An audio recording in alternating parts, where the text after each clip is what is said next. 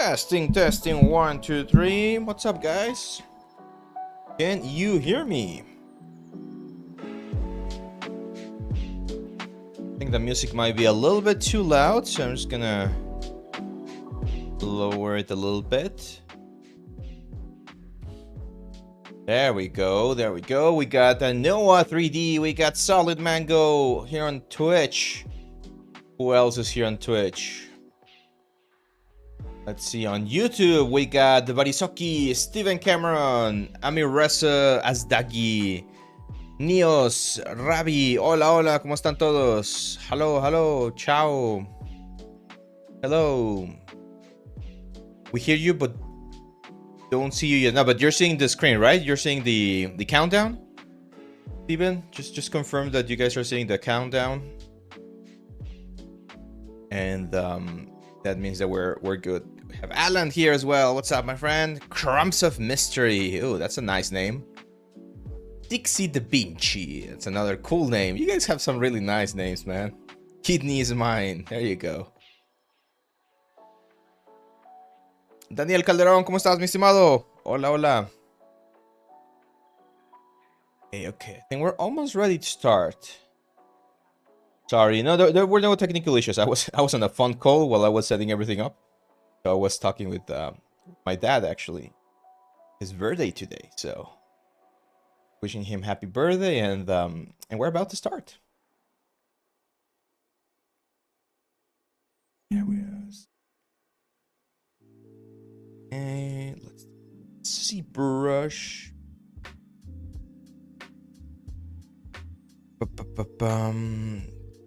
Oh, we need to upload the TikTok short. Upload the TikTok short for now. Go. How am I doing? I'm doing great. It's been an interesting week, to be honest. I won't say it's been chill. There's been a lot of work, to be honest.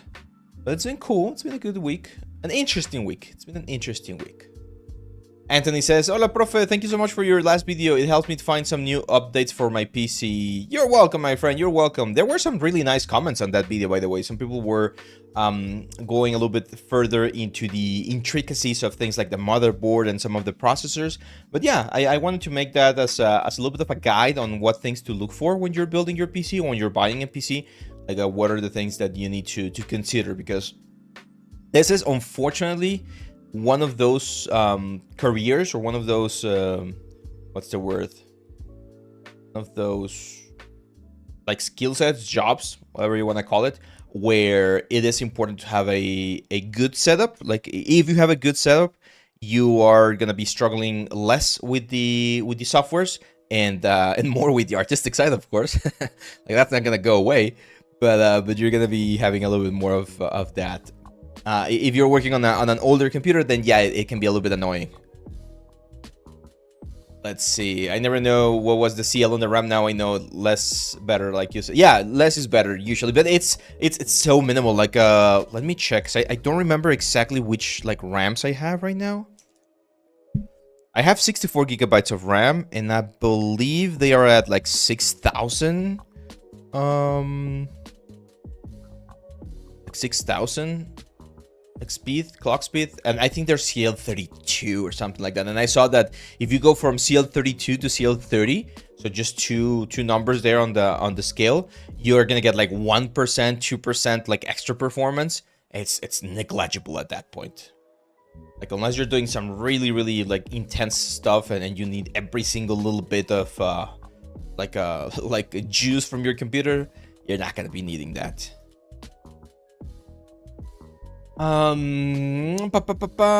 Amiresa says, I finished Thyros. I just started AAA weapon. Thank you so much. You're welcome, my friend. You are welcome. And that's it. We are ready to go, I think. Alan, we got everything right. I think we're missing anything. Flipcakes, what's up, my friend? Steven Cameron says, yeah, I spent a fortune on my build about 6 or 7 years ago, and I'm only just now thinking it's about time to upgrade. Yeah.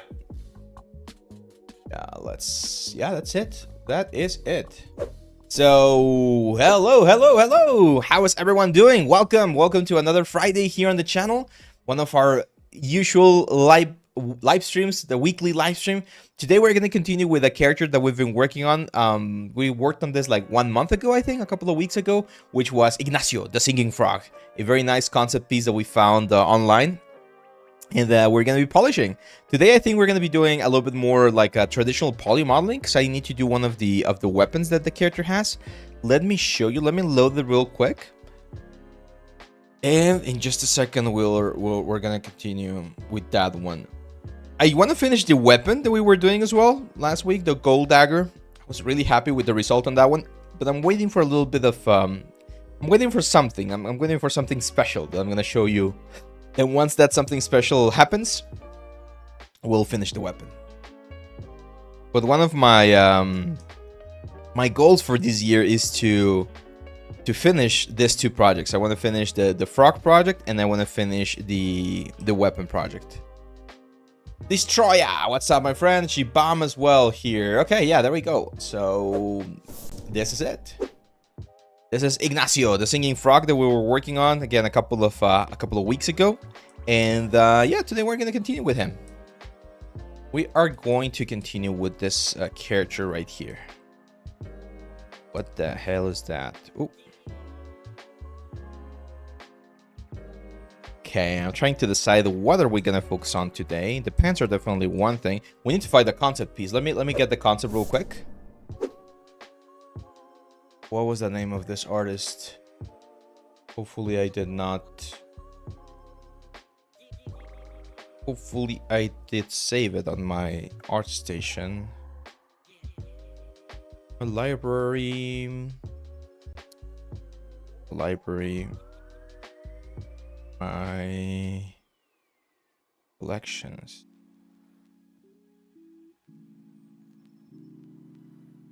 Oh, did I not save it? Oh man, I didn't save it.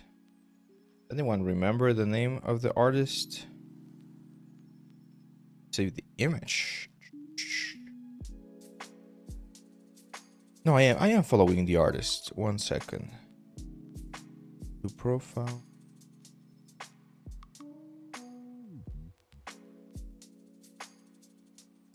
Following.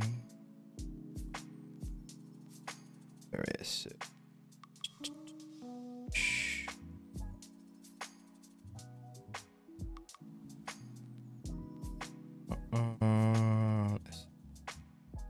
This one right here.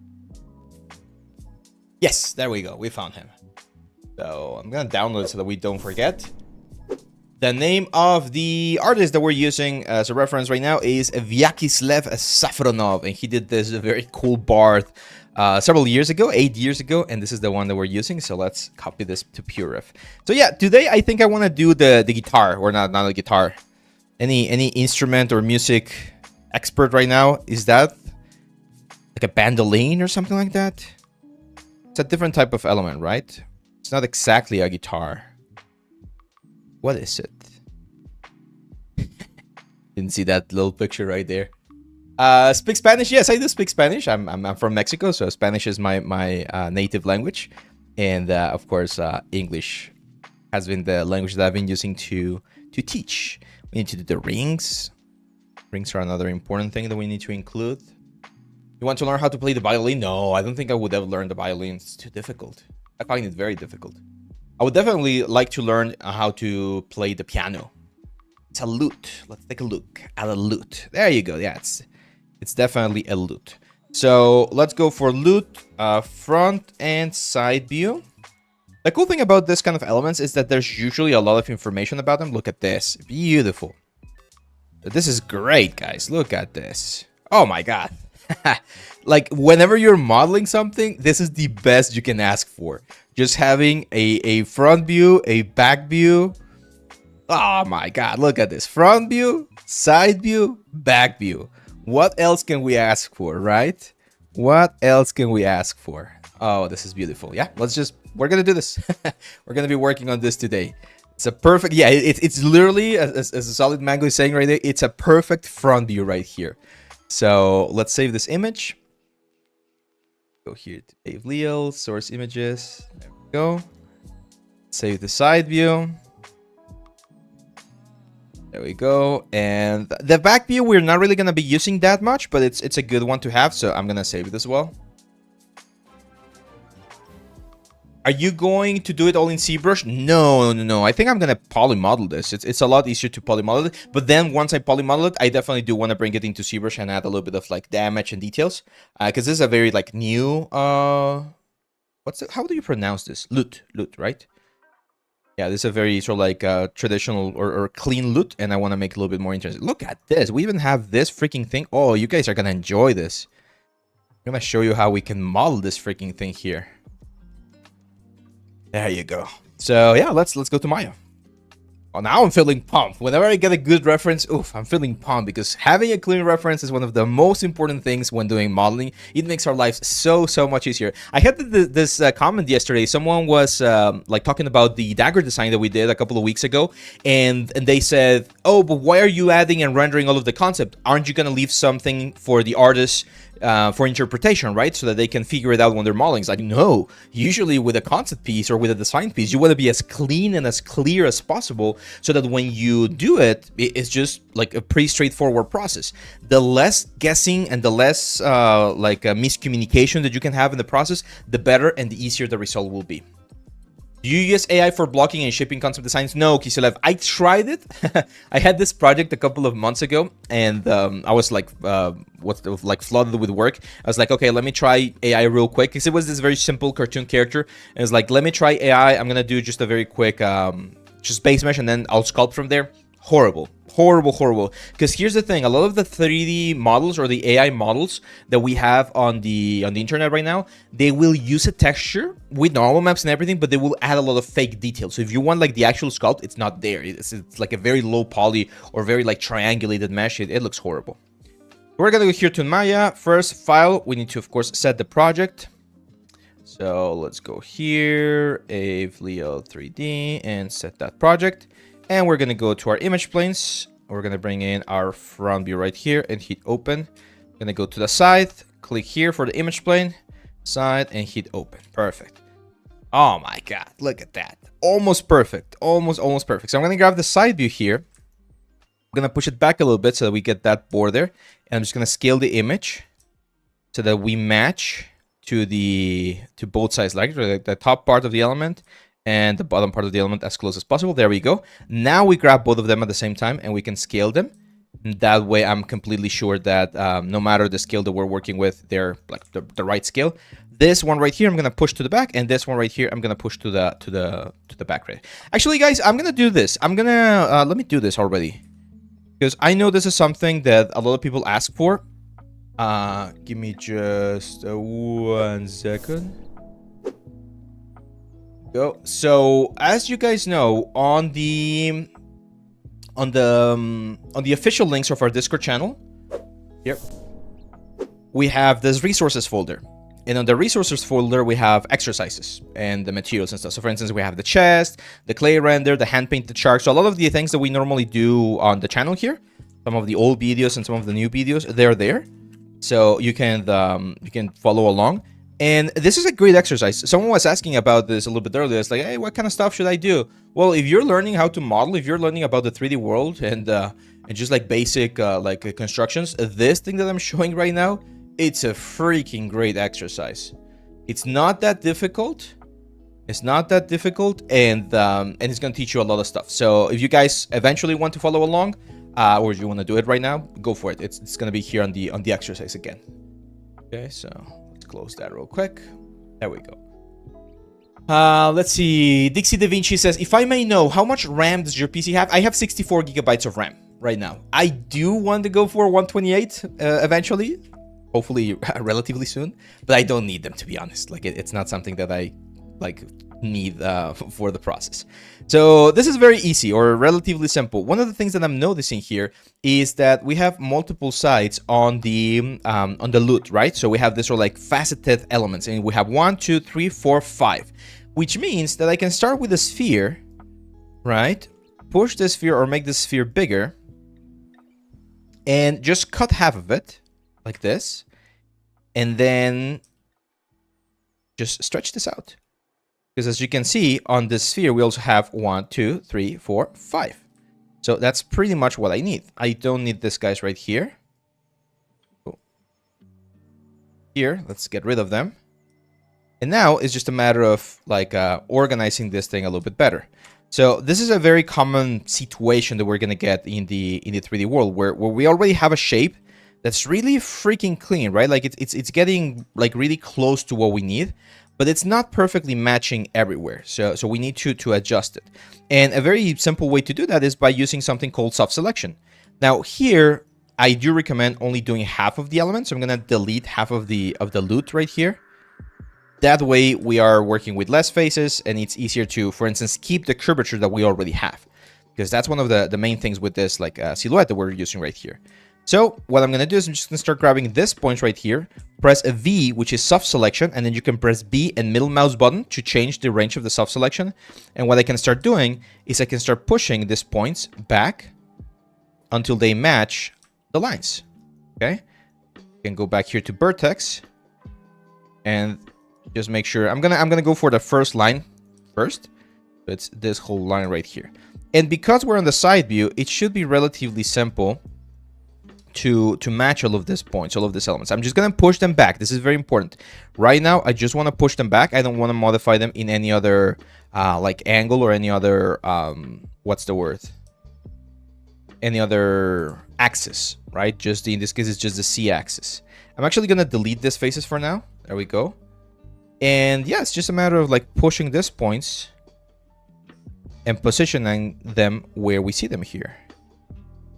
Like following the line. We can press number 4 to go into wireframe mode. And be super clean in just like positioning them as perfect as possible. This is one way to do it, which is starting with this blocking. Another way would be to use curves, to be honest. And I'm actually quite tempted to do it. It's just, it can be a little bit more technical. So I'm going to try to keep it very simple for now.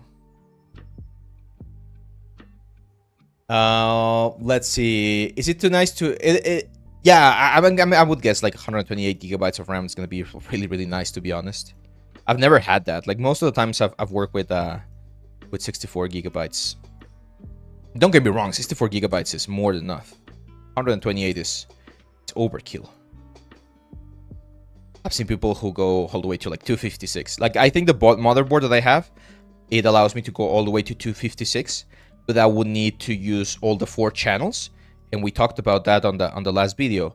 If you're using this dual memory sort of like setup, having or using multiple channels can be a little bit detrimental to the speed. So it's better if you just use like 2 sticks of RAM. And again, like right now, there's absolutely no game, no software, no process where you really need to have 128 gigabytes of RAM. Let's see. What is your grid size? I know a weird question, but it's just the default one. Right now, it's the default one. I do change the grid size every now and then. Okay, so here's what I'm going to do, because it's going to take me forever to just like manage all of this guys right here. So the center line, we're almost in the center line, I think. Yeah, so I'm just going to delete all of this. Actually, no. I don't want to delete them because I do want to keep this. So what I'm going to do, though, is... No, because it does open up a little bit. What do I do? Do we go to the front view? Yeah, this is what I was a little bit worried about.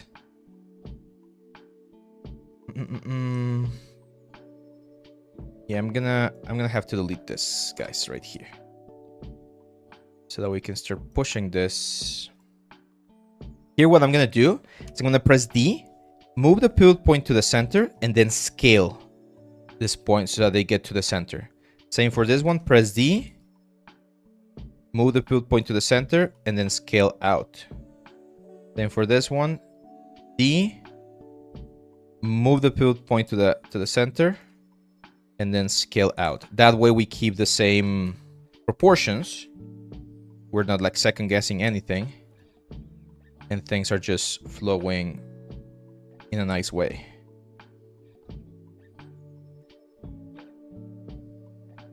Go. Most of these ones, as you can see right here, are are doing well. So I'm just going to be a little bit more, do things a little bit more manually there. We can always fix the center line later on.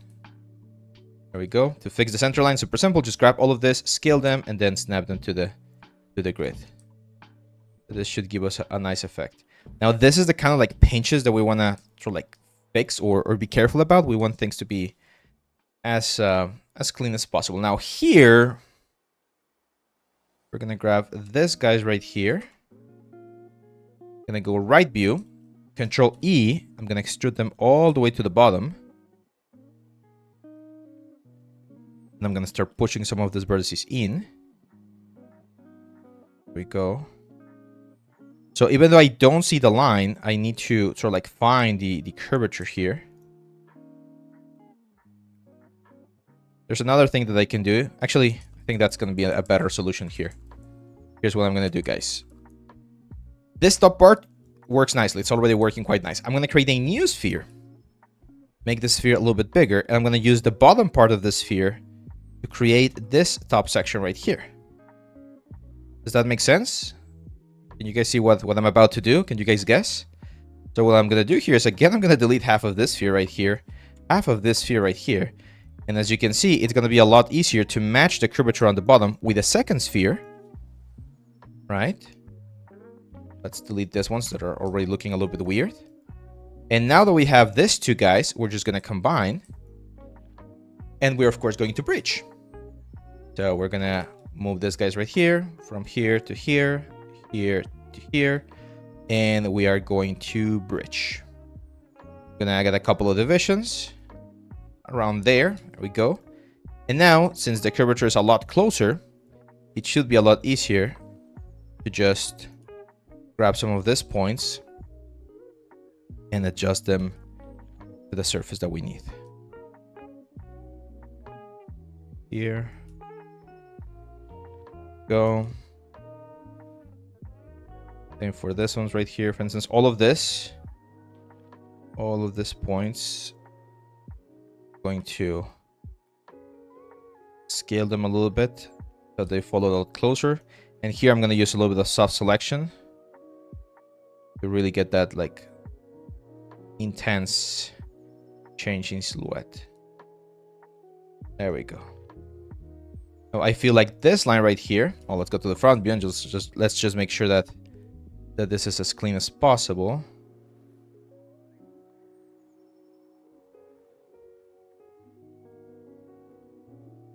Go. In musical instruments, these curvatures are very important because I believe they've been sort of like mathematically calculated to get the best like sound and the best like resonance. You need to be really clean.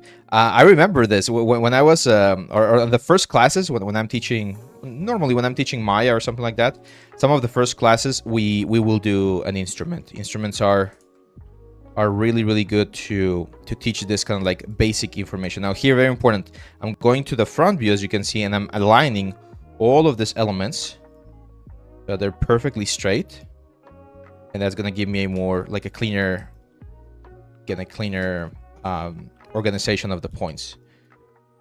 And I'm gonna show you a little trick. I learned this trick very recently. I was teaching this to a student yesterday because I learned it like literally like 2 or 3 days ago. And it's a trick to check your surface to make sure that the surfaces are really clean. And I'm gonna show it in just a second. There we go. So I don't love this ones right here. See how they're sort of like mismatch a little bit. I mean this softness is helping. Like when we smooth this, it's helping, but you can see how like they're not going perfectly straight.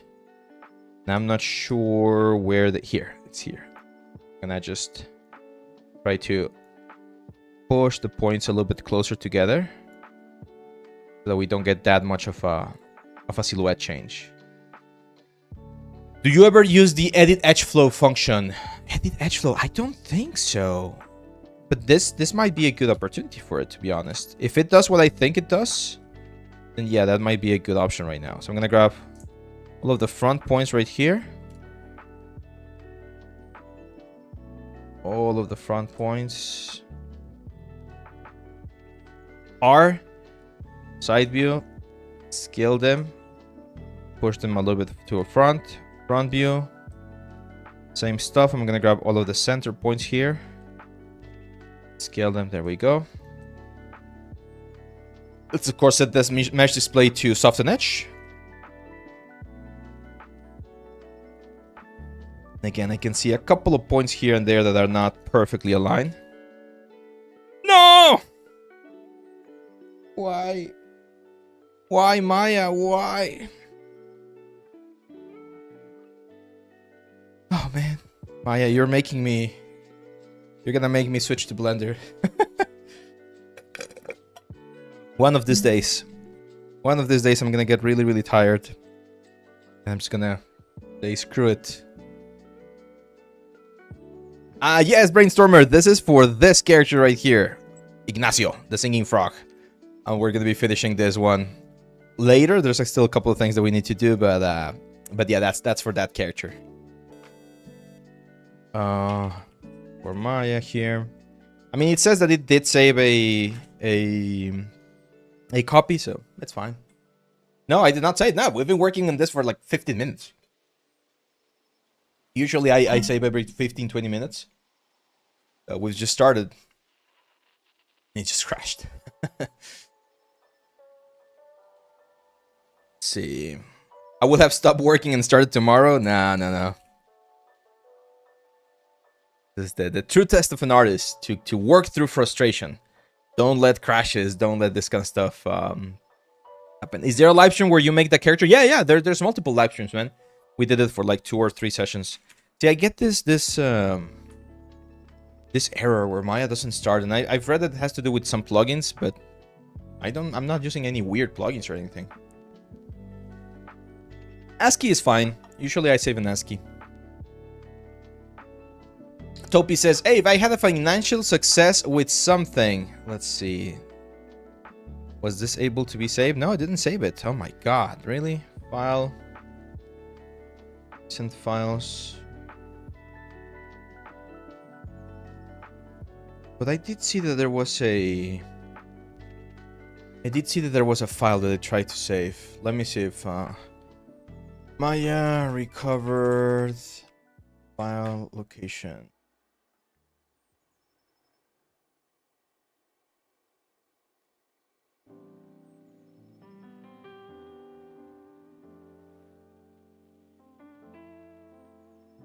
I don't think I'm gonna be able to do that.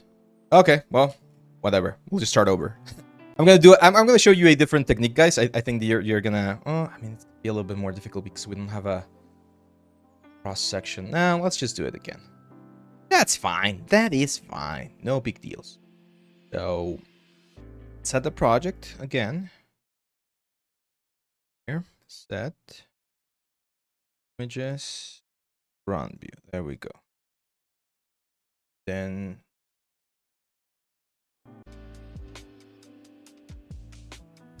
there we go, and then I'm gonna go to the side view, and we're gonna do again same stuff. So where is it? Actually, I know what I'm gonna show you. I'm gonna show you a slightly different technique. I think you guys are gonna like that one. So we're gonna go. What? Image plane. Scythe. Open. We just make this a little bit bigger so that it matches our main instrument right there. I'm mainly making sure that it matches on the bottom. Make this a little bit bigger. There we go. Push this to the side. Push this to the back. A little bit more. Now let's save. Now let's save before anything happens. Save it here in Ignacio. Did I see Francisco a couple of minutes ago? Maybe. What's the difference between binary and ASCII file format? ASCII, you're going to be able to read the files. So it's easier to troubleshoot some stuff every now and then. Binary is just binary, so you're not going to be able to read what's going on. I hear somewhere that Maya's industry standard not because it's the best, but because it was the first. Yep, that's right. It's like Coca-Cola, right? Like, you might prefer Pepsi, or you might prefer, I don't know, like Big Cola or any other like a brand, but Coca-Cola was the first, and there's no way. I mean, Maya was not the first though. Before Maya, there was another software called Alias. I didn't get to use it, but Autodesk bought Alias, and I think it incorporated a lot of the stuff from that software into Maya. So yeah. Okay, so here's what I'm gonna do. I'm gonna do a similar process to what we did a couple of minutes ago. So I'm gonna push this back. I'm actually gonna rotate this so we have as much of a straight line as possible on the front of the instrument. There we go. I'm gonna start with the sphere. I'm going to cut half of the sphere. There we go. I'm gonna cut the caps as well. Don't want the caps. And then I know that the biggest sort of like silhouette or the biggest bump of the sphere is down here, right? Like the big curvature is right around here. I'm gonna find that big curvature right there. And then again with these vertices, I'm gonna turn on soft selection. Very big like range of soft selection. And as you can see, if I push this up, I'm gonna be able to get most of the stuff that I want. I'm gonna push this forward and scale it in. And as you can see, that's giving me quite a bit of a movement, right? So it allows me to save a lot of time. I should have done this since the beginning of the process, to be honest. And that's one of the cool things about actually that could be a good lesson there. Anytime we're doing something and something happens, it crashes or we need to restart or whatever, it's usually a lot faster to just redo it than it is sometimes to what's the word, to try to, yeah, exactly, Aaron. When you make something the second time because the software crashed or whatever, it's usually a little bit faster and you're gonna suffer a little bit less. So it's a good sort of like, I don't want to say it's a rule of thumb or anything, but it's a good practice to don't feel too overwhelmed with the software crashes and when you need to redo something. I remember my sculpting teacher, he used to do this quite a bit to us, where he would make us redo certain areas, and he would just take the carving knife and carve a big chunk out of our sculpts, so that we would have to pretty much redo it. Like there was no way to just fix it. And when you are doing something the second time, you usually fix a lot of stuff that was wrong the first time around, and it's a good way to get a nice result. Yeah, there we go. So that's way cleaner, way better, way nicer. I'm just gonna like adjust a couple of things. Again, I know that my number 3 mode, right, like the smooth mode, is gonna definitely give me a nice subdivision. But if I feel like there's a couple of extra lines that we don't need or something like that, this is where we would need to do that. I've already saved it again. So here's the trick that I wanted to show you. I'm gonna use a different material here. I'm gonna go to Shift right click, and I'm gonna, or sorry, not Shift right click. Right click, assign new material, Maya, and I'm gonna assign the Fong. Bring the color of the Fong down. Bring the cosine power up so that the what's the word? The specularity is very big. And then I'm gonna change the color to something like a red. You can pick any color. It can be yellow, it can be green, it can be blue. Like any color really works. I actually like this sort of like orangey reddish color. And as you can see, the good thing about this is when we press number 3, we're gonna be able to see where the bumps are. See that? See how the specularity sort of like stretches or sort of like collapses right there in this border? So that's telling me, hey, you might have a little bit too many, lines right here. You might want to simplify that so that when we move around, it doesn't like stretch or collapse as much. It's a good way to, again, to evaluate your specularity and make sure that the modeling is really clean. So we're gonna push this. You can use a Boolean as well, but I really like this Fong like material that I'm showing. Okay, here we go. So again, we can like really appreciate. I am expecting to see, and you can even see it here on the element. Like there's definitely a little bit of a belly that we're seeing right there.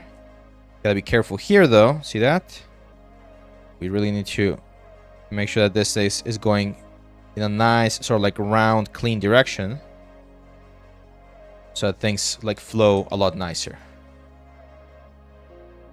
Yeah, Seems about right. So we need to do a couple of things here to finish this element. And the first thing is we need to fix these thing right here, right? So I'm going to grab this guy and this guy. I'm going to bridge. And then if I count here, or at least I know that I'm going to have a center line. So I'm going to add a center line right there. Usually I like to add another like little guy right there. So this center lines are going to be bridged as well. There we go. And then as you can see there, the easiest thing is to just grab another line. And that way we're going to have this cap right here, this cap right here, this cap right here, and this cap right here. It does seem to be a like on the images, it does seem to be a little bit flatter on the front. Maybe not that flat, so we can grab this faces here and just push them a little bit down, just a tad bit, not too much. And again, be very careful with the flow of this points. This one I'm gonna make it flow in. Same for this one right here. So when we do number 3, all of these lines are following or flowing in the same direction. On the top, it's going to be similar, but we don't need to be that careful because this is where the neck of the guitar is going to be. So I'm just going to keep it really, what's the word? Really flat. I'm going to go here, here, here, and here. Let's bridge this thing. Add another guy right here. I do miss, like, I'm gonna admit, like, the Blender's feel tool when doing this kind of, like, reconstruction. Just pressing F to feel is really good. Here I'm using G to repeat the last action, and there we go. So with that done, as you can see, we've pretty much, like, completed this section. Now, for the inside of the element, very important. First, I'm gonna do an offset. In this case, a thickness in. Very simple one, and this thickness is going to be super important because that's the thickness that's going to sort of like encompass, right, or save or clean all of the inside information of the element. Now, before now let me show you the secondary trick. I'm going to show you a secondary trick here. So what I'm going to do with this one right here is I am going to go from this top part to this bottom part with just like a bridge tool. There we go. Right, because it's a very flat instrument in this case. We can go with this secondary ones as well, to this secondary ones as well. There. Let's do bridge. From here to here. And from here to here. There we go. And then it's just a matter of finding the sort of like the pairs, right? So for instance, I know that we're going to have one right there. One right there, one right there, one right there, one right there. I'm looking at the sides here to know how many I need. One right there, one right there, one right there, another one right there. Ideally, we want to sort of like make sure that they're completely straight. And with V, I'm going to snap them so that they're perfectly aligned with that line right there. This is one of those things that a lot of people ignore when doing retopology and modeling in general. If you can clean up your shapes and have very like nice clean lines, everything else is going to be even easier. Sculpting is going to be easier. Retopology, eventually if we want to do another retopology, UVs, like shading, everything becomes a lot easier if we keep things again as clean as possible here. Go.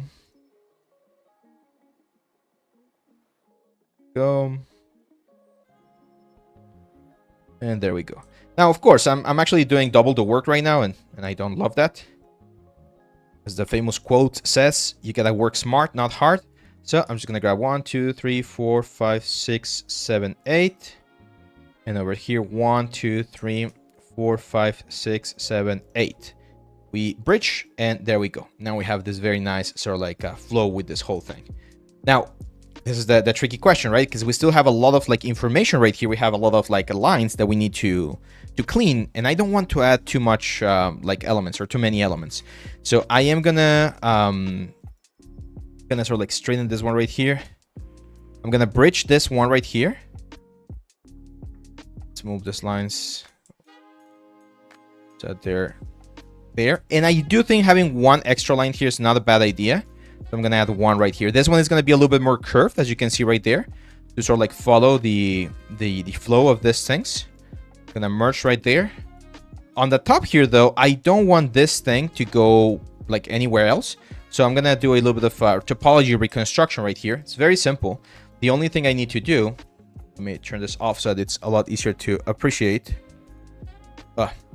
is I'm going to add one loop right here, extrude this face like that, merge these points, and then this one right here, I'm just going to push it in a little bit, and that way we're going to have this flow right here. Right? So instead of going into the neck of the lute, we're going to go to the side. And that gives me like really clean topology. And then over here, that's just a square, right? Like we don't even need to do anything. Yes, if we want to change the flow here again, like we could find a potential solution here, which is not that difficult. It's a very similar process. We do this, and then no, it's actually not going to be possible. We have a different type of topology here. But again, it's not that big of a deal to have this right here. There we go. So the reason why I also want to have this like very clean places right here, or clean faces, is because we're going to be doing the circle here on the inside, and I'm going to show you how we're going to be modeling that in just a second. We are going to be doing like the extreme, like we're going to poly model everything. I know it sounds like overkill. We could just texture it, but I do want to go a little bit into the extra mile right now. I'm going to keep this, I don't know, so I don't want to push this. Well, maybe we can push this up a little bit more. There we go. It's a little bit closer to the neck. Let's go to the front here. Of course, we need to mirror this. So I'm going to mirror this to -X bounding box, hit apply, and we should have like the perfect shape right here. You can see again with a nice shader, and especially if we press number 3, everything is very smooth. We don't have any, I mean, there's a little bit of a weird pinch like right here on the bottom. And I can already see which one it is. It's this one right here. Gonna sort of like soften this up a little bit. Make it a little bit rounder. There we go. Now, one of the things that I notice on the element is that the lines on the back, as you can see, are sharp, right? We get these very nice sharp lines. So I'm going to show you here a technique that we can use to make them sharp, and it's not creasing. A lot of people might think that, oh, we just crease and that's it. No, in this case, we do want to grab only the edges. Again, I'm gonna, actually, we're gonna have to do this manually. So I'm gonna grab just this edge right here all the way to this point, right? All of those guys right there, and I'm gonna bevel. Okay. Actually, to make sure that all of the bevels are similar, I'm gonna grab all of the edges that I need to bevel. All of this ones right here. All of this ones right here. This one right here. I'm gonna bevel 2 segments and a small fraction. What that will do, as you can imagine, is when we press number 3, we are gonna get that nice, clean, sharp look on the back of the thing, right? But the problem is that we are not gonna have clean topology here on the caps.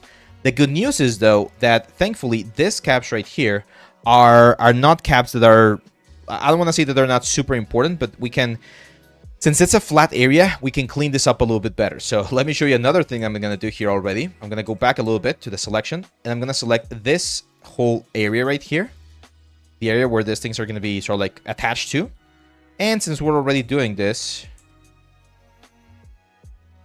let's grab all of the outer border too.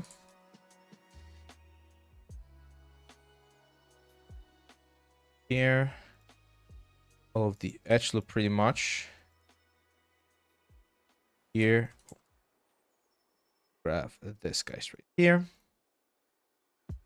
There we go, and we're gonna bevel 2 segments and a small fraction. Because we did that, because we grabbed a whole border, as you can see, we're not gonna have any endguns. Everything's gonna have, like, yes, we're gonna have a couple of pinches in some of the corners, but they're not gonna be affecting the general silhouette. And we're gonna get the nice distribution that we want to have right here. So we have a nice bevel over there. We have a nice bevel here on the front, like around the whole thing. Have a nice bevel over here. So in general, this is the shape that we're looking for, right? Now we can go to the front view. I can find where the circle is going to be. It's going to be this faces right here. Let me move the image. The image is a little bit off center. That will be the center. So I'm going to grab the faces that represent the circle, which is pretty much this 4 faces right here, or this 8 faces, right? And I'm just gonna delete those faces. We're gonna get that. Now I just grab this section right here, and I'm gonna say mesh, or sorry, edit mesh and circularize. Of course, we need to twist this thing around a little bit. So we get like a super precise or very precise circle, something like that. Let's go front view. I'm gonna move this up, scale it so that it fits the shape of the circle. I'm gonna go a little bit outside the circle. You're gonna see why in just a second. And then from here, I'm gonna press Ctrl E and create a little border right there. So now when I press number 3, we're gonna get a perfect circle, right? Super circle right there. Yeah, thank you. Perfect time to save, and also perfect time to just do delete history to make sure that we don't have anything. Chinmon Sharma says, for this pressing 3 for smooth 3 workflow, what do you do when you take the model to substance? That didn't solely build. Oh, it depends. Because this is the high poly, right? So I need to make sure this high poly is like really clean. Eventually, we can generate the low poly from this one as well, but there would be things that we can optimize. So yeah, if you want to take that to substance, you smooth it and you take it in substance. So it's definitely a little bit smoother. Canavidente, yes, we're gonna do that, but I'm waiting for something to happen, and when that happens, I will finish the retopology and the UVs of that dagger, and then we're gonna hand paint it. That I was mentioning at the beginning of the stream that I have 2 goals for the next couple of months. I want to finish that dagger, and I want to finish this loot right here, or not the loot, the full character, because I want to add them to my portfolio. Okay, so this one right here, let's just rename this. Let's call this loot_geo, and let's hide it for just a second. We're not gonna use it for now. This one, same stuff. I'm going to hide it. I'm going to bring in another image plane. And we're going to bring in this rose right here. It doesn't really matter what scale we're going to be working. I usually like to work at a big scale so that it's a lot easier. There we go. And now, well, we need to do this. We need to create this like very intricate pattern. And some of you might be like, well, how the hell are we going to create it? Well, it requires multiple techniques. Remember, this is the high poly. So we're trying to make this as clean and as like powerful as possible so that when we bake, we got like a very nice clean bake. So let's start dividing this. The best thing you can do with this kind of elements is to try to simplify this into different parts of the process or different parts of the element so that we can eventually combine it. Now, one thing that I'm pretty sure about these things, as you can see here, is that they are flat on the back side, right? They have a little bit of a bevel. You can see the bevel right here. They have a little bit of a bevel on the front side of the thing, but there's a little bit of it should be like a flat part on the back side. Now, what else do I see right here? This is pretty much a radial symmetrical piece, right? So if I do one piece right here, and then I duplicate this sort of like a pizza slice, 1/8 of the pizza slice, I should be able to do everything else. Does that make sense? So I'm gonna focus, let me draw right here. I'm gonna focus on creating this shape right here. Just that shape, like a pizza slice. And if I do that pizza slice, then again, everything's gonna be like super easy and it's gonna follow. Here's the question though. How would you do it? Would you do it as a single piece, everything connected? Or are we gonna be doing it as multiple pieces? And then just baking everything down? And the true or the honest answer is it doesn't really matter. What matters is the final look, right? In this case, since it's a high poly, probably the easiest thing is just to do it manually, right? Or not manually. What I mean is probably what we can do is what's the word? We can just do it as separate pieces and then combine everything at the end. Like we don't always. That's a very common mistake. People want to model everything and make sure everything is on a single mesh. You don't need to do that. So I'm gonna push this back, and I'm gonna use this one to create the first shape. So this first shape is gonna be that inner circle right there. I'm gonna try to do that. I'm gonna grab this guy right here, Control E, extrude out, and that's the circle that I want. So I actually don't need anything else. There we go. Now the problem with this circle, as you can see, it's a little bit skewed. So I'm gonna sort of like rotate this. I'm gonna delete this faces. Rotate a little bit more. We could also use a cylinder. Actually, I think a cylinder is gonna be way easier. So I'm gonna use a cylinder. Position it right there. Rotate this 90 degrees. Basics right there. That. Control E. Push this out. We just need this loop right there, and there we go. So that's the first loop right there. Now this one, it's also going to be used a little bit later. So I'm going to Control D to duplicate, scale this up, right? And then this is going to be the external circle that we have right there. I'm going to push this out. Interestingly enough, we are being symmetrical, and it seems like the image is not perfectly symmetrical. So I'm just going to focus on like the top part of the symmetry, ignoring the bottom part. So I'm going to go right there. And I'm going to do it once more to grab the little outer edge that we have right there. Just that one. Again, I'm focusing on this section right here. So this is quite common when doing this kind of elements. Sometimes things don't match perfectly. Combine them all and just flatten them to a single element. There we go. So on this one right here, we're going to have a section line there and another section line right here. And this one right here, one seems to be a little bit bigger. I'm going to push this in a little bit. There we go. And I'm just going to grab everything, Control E, push it up to give myself the thickness that I want. And you can see this one right here has like a bevel, but only on the external edge. We're going to do a bevel right there. This one right here pushes this upper edge and this lower edge forward. And a little bit. And I'm going to give it a little bit of offset. And this one right here is the offset that we saw. So I'm just going to grab this one, and we're just going to bevel. There we go. So now we have the basic shape right there. Again, keep in mind that we're going to be doing the pizza slice. So technically, and we can already cut this thing right here. Technically, we only need 4 of these guys right here. Does that make sense? Hopefully everyone's following right now. So we just need this 4 section right here, because eventually we can just repeat this section like multiple times, right? Actually, give me 1 second, because it's not 4 that we need. Here, I'm gonna do a quarter first, because we're using 20. In this case, we're using 20 sides, and 20 or like 4. To get 20 sides, we cannot do that with 4. We're gonna need 5 sections, and this is not a 5-section element. This is more like a 4-section element. So I'm gonna grab this thing right here, and then what I'm gonna do is I'm gonna rotate this. There you go, 45 degrees. So if we focus on doing this thing right here, we should be able to match everything else. Since when did YouTube put ads in the middle of live streams? I think it's been on for a while now. Hopefully they're not too invasive. I didn't change anything. Grumble Doom says, hey, Ave, I started making my Dragon Skull this week. Zbrush is actually really fun. It is. It is really fun. It is complicated at first. Like it's definitely a little bit tricky to get the hang of it at the beginning of the process, but it is very fun. Now these ones are very simple. There's like loops right here. So I'm again gonna start with a cylinder.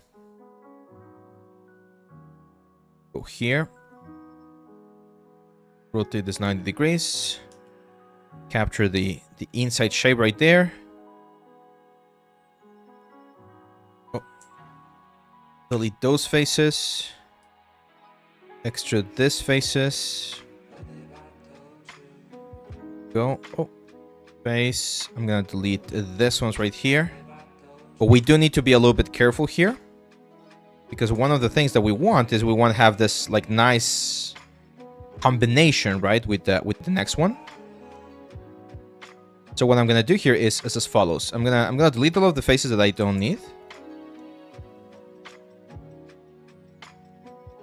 which is all of these ones right here. There we go. So we're just gonna be left with these ones. And then I'm going to move the pivot point. This is very important. I'm going to move the pivot point to the center of the grid. Duplicate this thing twice. Or at least once right there. And now I need to make sure that the topology flows as nice as we can on this piece right here. You can see that since these were handmade, they're not going to be perfect, which is, again, quite common. I duplicate this twice. There we go. So I'm going to grab both these guys, combine. And what I want to do is grab these 2 guys, merge to center. Let's push this inside the other mesh so there's a little bit of overlap. Grab these two guys right there. Merge to center. There we go. They should be touching or close to the border on that one, which they are, so that's fine. And there we go. So now that we have this, I'm gonna again get this guys. Oh, get the pivot point on the center. Control D. Rotate this like this. And as you can see, that's going to give me the actual like element that I need right there. So I'm going to delete these faces here. And then on this one right here, I'm going to delete all of these faces here. And this one, in theory, very important here. I'm not going to merge to center. I'm going to use my weld point. Oh, well, of course, we need to combine these two objects.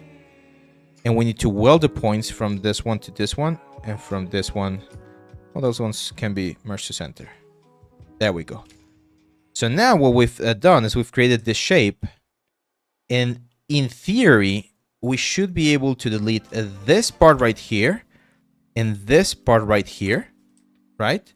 So that we get like the center line of those elements. And if we duplicate and rotate, again, from the pivot point here, there has to be a point, there we go, where we match right there. See that? And then we can have the same point on this side. And they're going to perfectly match.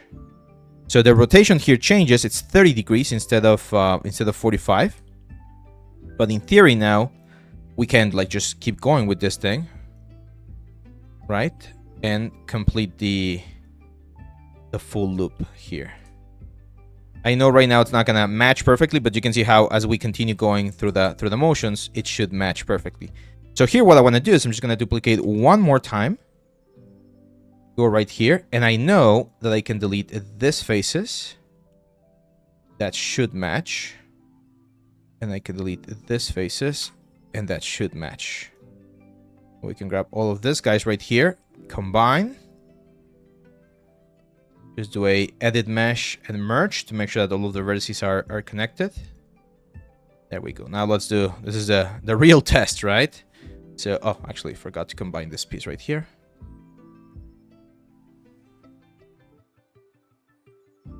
It's this one and this one. Combine. Edit mesh and the merge. There we go. So if we combine all of those, technically, if I'm not mistaken, should be able to, again, move the pivot point to the center. Rotate this around. 1, 2, and 3 times. And everything's gonna match. Right? So we've successfully created the little like flower section right there. We combine everything.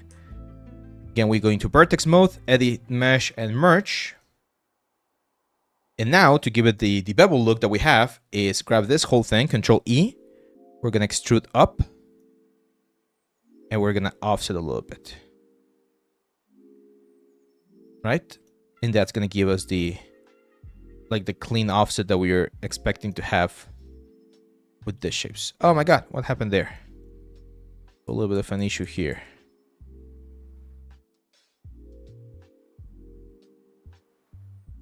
See that? Do you guys see that? I'm pressing number 3 and these faces are not working for some reason. No big deal. Best option, especially when we have a symmetrical piece like this, best thing we can do is just delete this thing. Control D and just duplicate again. Combine. Edit mesh, merge. Oh, it's still not working. It's really interesting. So the initial piece is broken somehow. What's up for you? We just action pose to a character. We're gonna talk about very soon, but normally I use Maya. I use Maya to pose my characters. So let's see what is going on here. Like something happened on some combination here that broke things. I think it was here. Yeah, it's here. It was when I was like combining something. Here. Yeah, this one's clean. And this one's clean. So it's that one. This one. Let's combine. Mesh, edit mesh, and merge. There we go. Now, the reason it was important to do this is because this thing is actually not symmetrical. It might seem like it's symmetrical, but it's not symmetrical. Yeah, let's delete history. Again, we move the pull point to the center of the grid. 1, 2, 3. Combine. Combine. Then we do edit mesh, merge. There it is. That the issue? No, things seem to be working fine. Okay. Now we can do the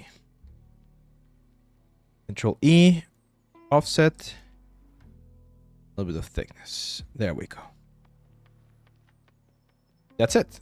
With this done, we now have the little flower for like detail, and we can make it a little bit more intense in terms of the scale so that it reads a little bit better, right? We definitely need to sharpen this up. It's gonna be a little bit annoying to do so. It's not the end of the world though, but we need to add one line right there, one line on the back, one line on the front, one line right here. Gonna help sort of like fix that kind of stuff. And then the annoying part is that we need to add like section lines here. Unfortunately, we don't have like any sort of like radial symmetry. This is something that we might consider doing at the beginning of the process. It doesn't really affect, or it's not really a bad thing if things are not exactly aligned, because all of this is going to be baked down, right? Gonna have to go to every single one of these little guys. Do this right.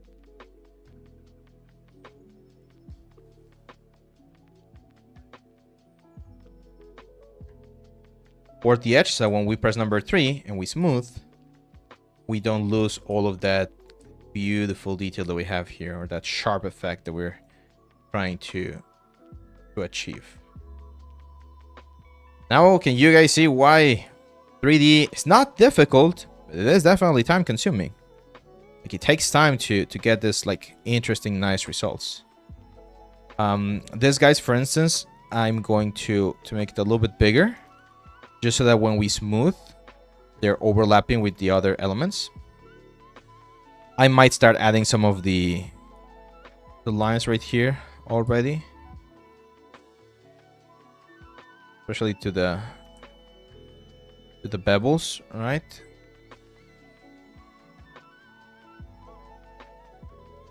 There we go. There we go. For this one right here, there. And now, I mean, these pieces, they're quite like simple, so I might as well just already duplicate them, right?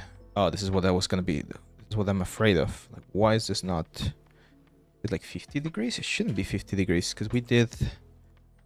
Oh, it was a quarter, right? So let's get it to a quarter first.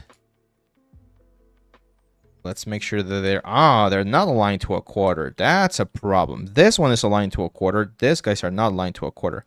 So we're going to have to delete these ones. We'll just redo them later. Okay. Now this one, we should be able to duplicate and get a perfect circle.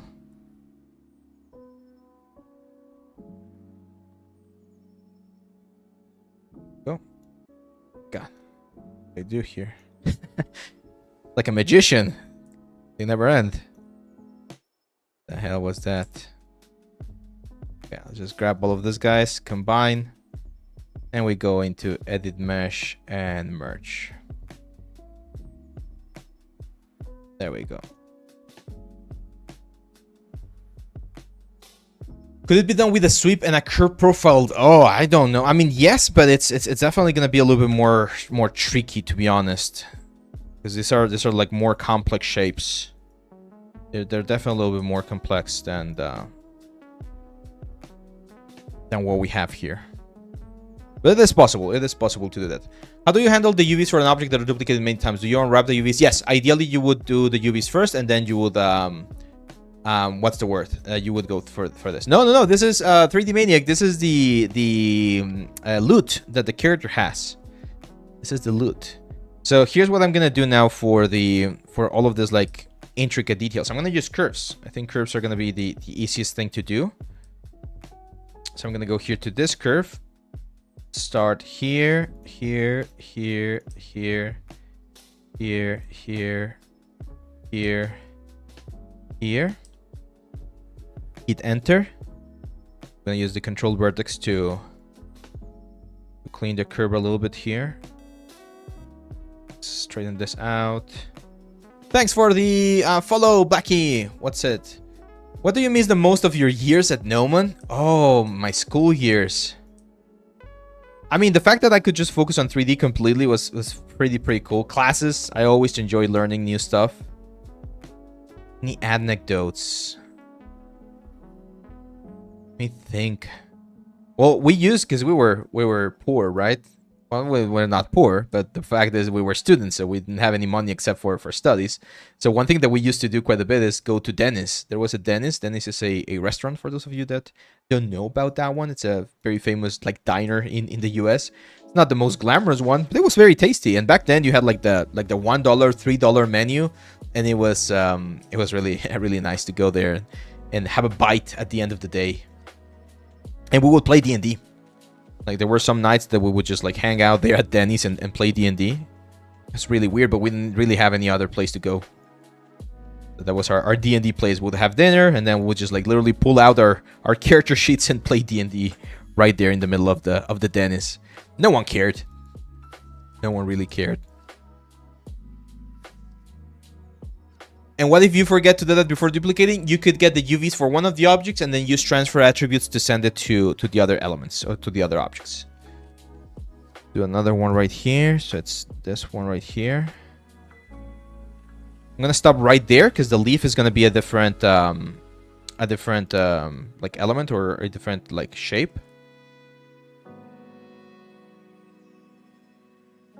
Go.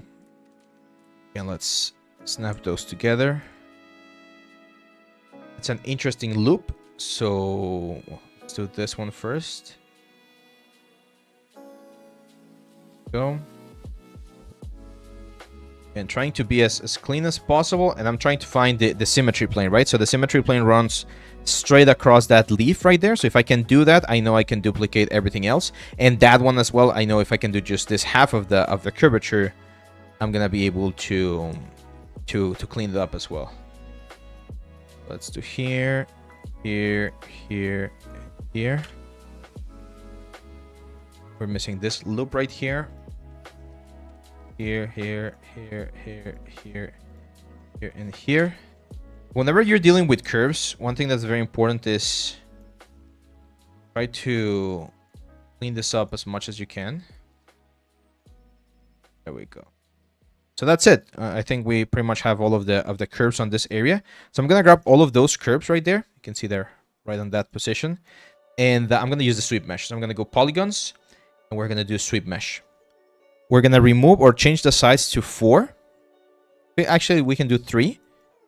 Can we do 3? Of course, the scale profile is gonna be way less. No, let's do 4. And then on the twist, I'm gonna twist. I wanna see if I can find. There we go. I don't know what number that is.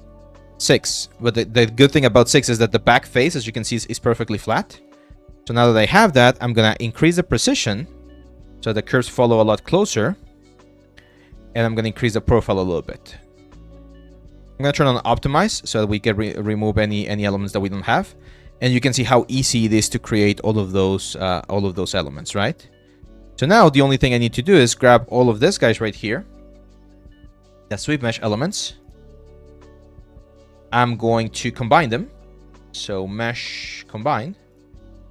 I'm just going to go to the back faces and select all of those back faces.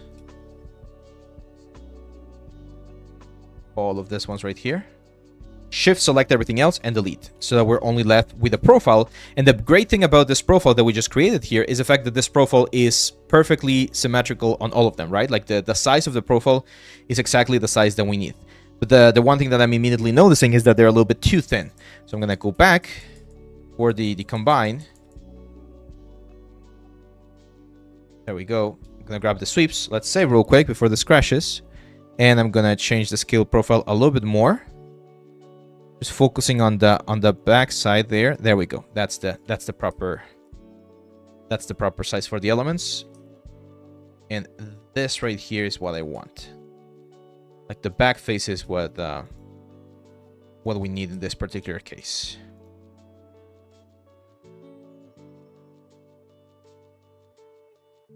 Here. There we go. That's what I'm looking for. That's the shape that I want. And now with that shape, I can do the extrusion, right? Push these things up. Give it a little bit of offset. So that we can actually see the offset that we want here. That's it. Mesh display. Reverse. That's our detail right there. Cool, right? Now the only thing I need to do, for instance, is some of these vertices, or these faces, for instance, that one and that one. I'm just gonna push them in a little bit more, or just keep them going so they overlap a little bit. And we see them sort of like merging. Because that flat area, I know there's an overlap, and a lot of people are like, oh, but overlaps are bad. Yes, overlaps are bad. But in this particular case, they're fine because we're going to be baking them down. So we just want the detail of the overlap. Right? So we really don't care about that overlap as much. I'm a little bit worried about the smooth effect, because if we press smooth, we lose that. But this is one of those things that I might not smooth. It's such a small detail, right, on this guitar that it really doesn't. I don't think it requires to be what's the word? It doesn't really require us to smooth it. We're already capturing the detail the way we want. But that thing's gonna be baked like pretty nicely. So for instance, here, that little face, that little edge rather, just push it in. And then I'm going to grab this whole thing, shift, mirror, X positive, world, and hit apply. And that's going to give me the other section here on the loot. We can move this thing, the pivot point of this thing, to the center of the world. Control D. Rotate this 45 degrees, as you can see right there. And then just keep doing this. And we get that really complex shape, right? Like, imagine if we tried doing that in Zbrush. Like, it is possible. Anything is possible, but it would have been so time-consuming, right? In this case, there we go. Pretty much done. With a nice, like, that detail is gonna bake beautifully on the asset at the end. So let's bring back the border that we are missing there. Gonna create again.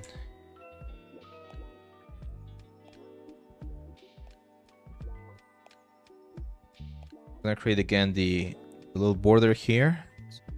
I'm gonna give this more divisions, to be honest. Instead of 20, I'm gonna go to 40, so that it's a little bit rounder. It's definitely gonna help. Go. Grab the face, extrude out. Right around there, I would say it's a good place. Shift, control that. There we go. So, the right view. Gonna be a little bit of bubble. Actually, let me go right there. Control E, push this up. I'm gonna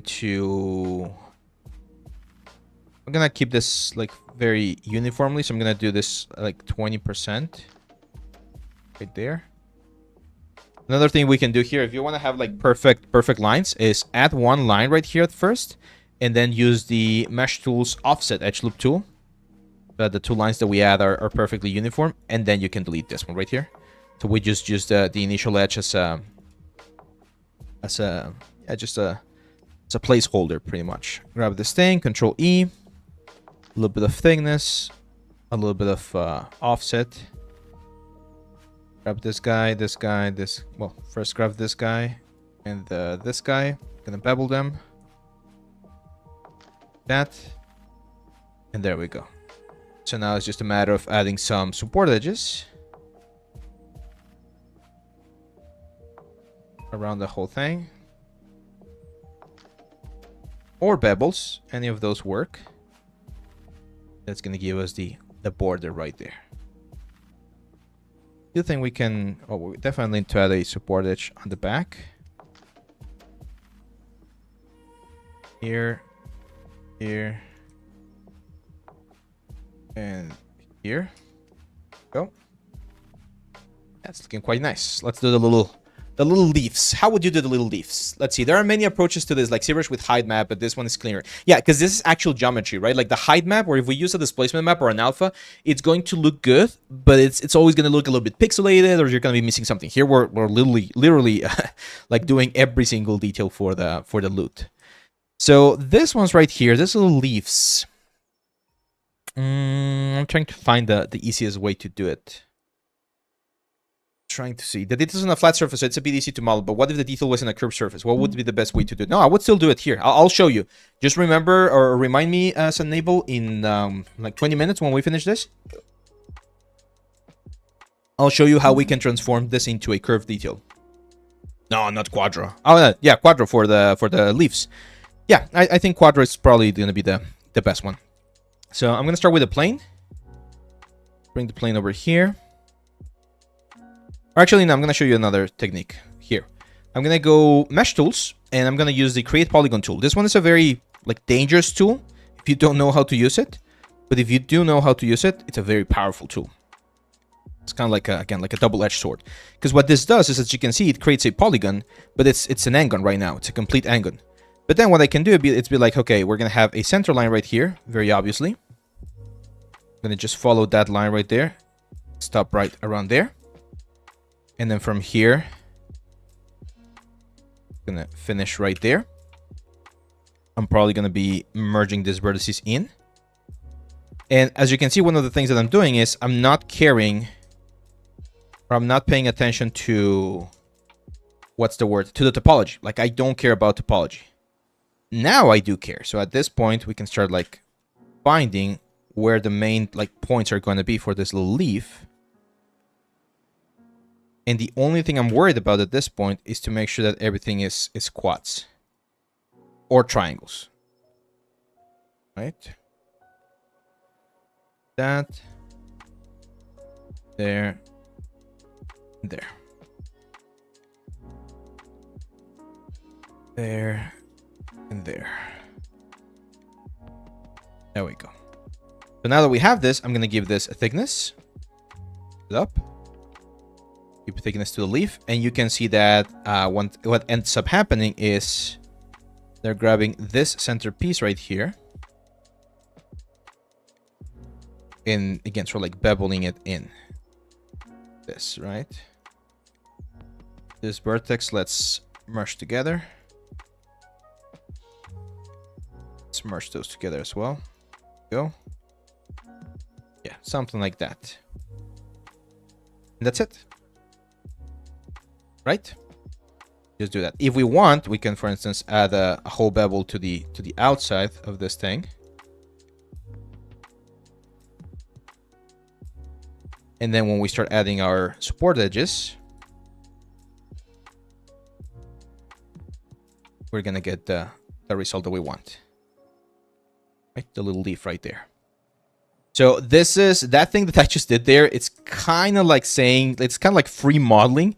It's like you just go with whatever feels right at the moment. It's like, yeah, let's move it like this, let's switch it like that. And as long as you get the desired shape at the end, you're good. You are good. So I'm gonna rotate the pivot point so that it follows the shape, and that way it's easier to keep a little bit more thickness there. Definitely gonna push it a little bit further up so that it overlaps with this thing a little bit better. Duplicate this thing. Rotate it a little bit here. Go. Not sure how far out I want to push them though. Then duplicate this thing.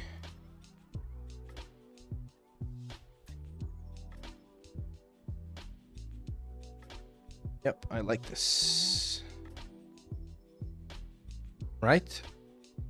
Only thing I'm seeing here is that this thing's sort of like blend with this other guys right there.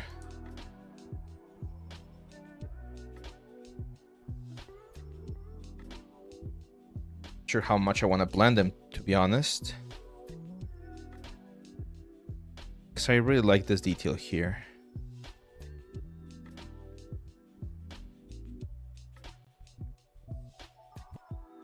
Just be careful with those like weird overlaps. And it's, again, I don't mind having overlaps every now and then, but we do gotta be sort of like mindful of where we have them. How do you have the patience and sanity modeling something so intricate? That's a good question. I don't consider myself to be a patient guy, to be honest. I'm very impatient. For instance, I've tried doing like animation. When I tried animating stuff, I lose my patience quite easily because I don't have the patience to be seeing. But this kind of stuff, I don't know, I just sort of like fall in the zone and I just go for it. And it's a little bit of knowing and trusting the process, right? Like understanding that this thing will eventually look very nice and it'll be worth it, right? Look at that. Again, if we turn off, or if we add the material that I showed you before, the Fong material, like look at how clean that looks, right? So I know that once we bake this into an asset, it's gonna look so pretty. And that, like knowing that that's gonna be like the final result, and understanding that, as with everything, it's a process. It just keeps me going. Not gonna lie, like having a little bit of an audience right now definitely helps. Having some people to share this with is a good way to feel, what's the word, motivated to do it. But as an artist, you gotta enjoy it. Like if you're modeling, guys, or you're sculpting, you're doing anything 3D related, and you're not enjoying it, you're doing something wrong.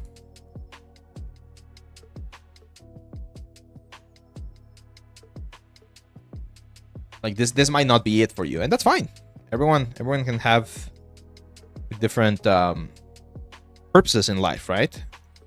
That's a very important thing, and that's why, for instance, I think like learning even with Blender, it's such a good idea, because everyone, or not everyone, but a lot of people like video games, right? It's a fun thing, it's an entertaining thing to do and to enjoy. But enjoying video games and making video games are two completely different things, or making things for video games. So you might enjoy video games quite a bit, but you're not going to enjoy, that doesn't necessarily mean that you're going to enjoy like the process of making them, because there's so many things that revolve around that process, right? And that's why before you enroll into a university or into college or into like a big institute or whatever, just trying it out, just getting a feel for it, it's a good idea to just realize if this is for you or not, right? Have you ever like not saved something you worked on for a while? Like recently, my friend, we like literally at the beginning of the stream, we were doing this for like 15 minutes, and and it crashed. So yeah, it happens, and it's very unfortunate. It's very annoying. I'm not gonna deny it. It's quite annoying, but yeah, you just gotta learn to sort of like deal with it. Okay. Okay, what else are we missing? Oh, we're missing like we're missing, of course, the star at the center. This detail right here, this like threaded detail. So that threaded detail is relatively simple. I say relative very loosely, to be honest. Well, how am I gonna do it? Because it does have a little bit of an interesting shape to it. What shape is this? Kind of looks like a torus, to be honest. So I'm gonna create a torus. Gonna make this torus like 6 sides. Yeah. Rotate this.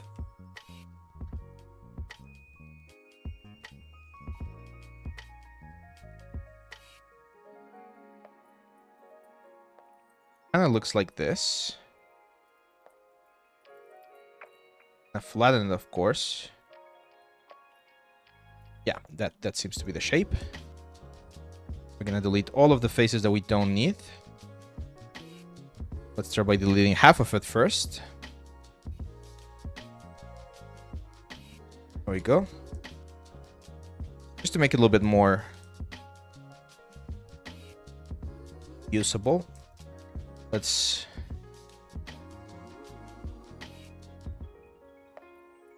There's another trick. If you're going to be smoothing something, especially again for high polys, we can delete this guys right there, because when we smooth, that's going to be a hard edge automatically. And then we can grab this guys right here, just bevel, 2 segments and a small fraction, and there we go. So that's the shape that we're going for, right? And now the tricky part here is I need to center this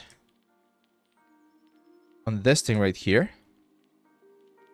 And probably the easiest way to do this is just Control D, rotate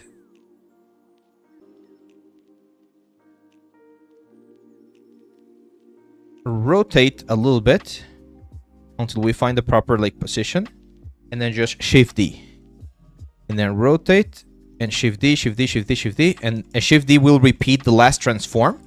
So whatever rotation I picked, I don't even know what the exact rotation I did, but it's just going to repeat and repeat and repeat and repeat that same thing, like that same proportion. And I just keep going, keep going until I find, or until I get to the last position right there. See that? And that pretty much gives me the result that I want. So that's probably the tool that I would use. So Shift D will always repeat the last thing that you did. Let's of course combine all of those. And let's assign the nice little material that we're using so far. There you go. Not bad, right?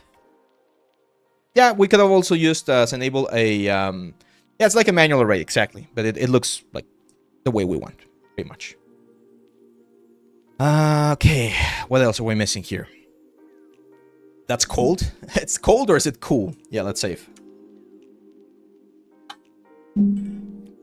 Both are perfectly fine. Like all of these things that I'm doing here inside of Maya, you can totally do them inside of Blender. And people are gonna go controversial with this, but I do think Blender is better in modeling than Maya. The reason why Maya is like the industry standard, it's mainly, or one of the big reasons, it's the animation and rigging tools that it has. Modeling, you can do modeling way easier in other softwares like 3D Studio Max, like Blender. Back in the day, people were using things like Rhino to do this kind of stuff. So there's multiple ways to do this, and I do understand if people are like, oh, I'm just gonna do this modeling inside of another software. It's understandable. So same thing here. I'm just gonna well, this one's a little bit easier. The little top details that we have right here. There's some tricky details. Like I'm not even sure how they would do them. I'm gonna go here, just grab this point, that point right there, and just bevel the whole thing. Duplicate this. Grab this. Oh, grab this point here. Them there.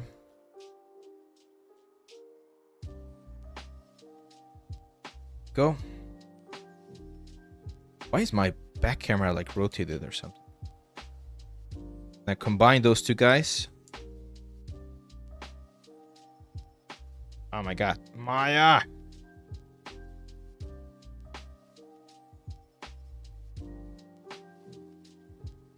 Bind them.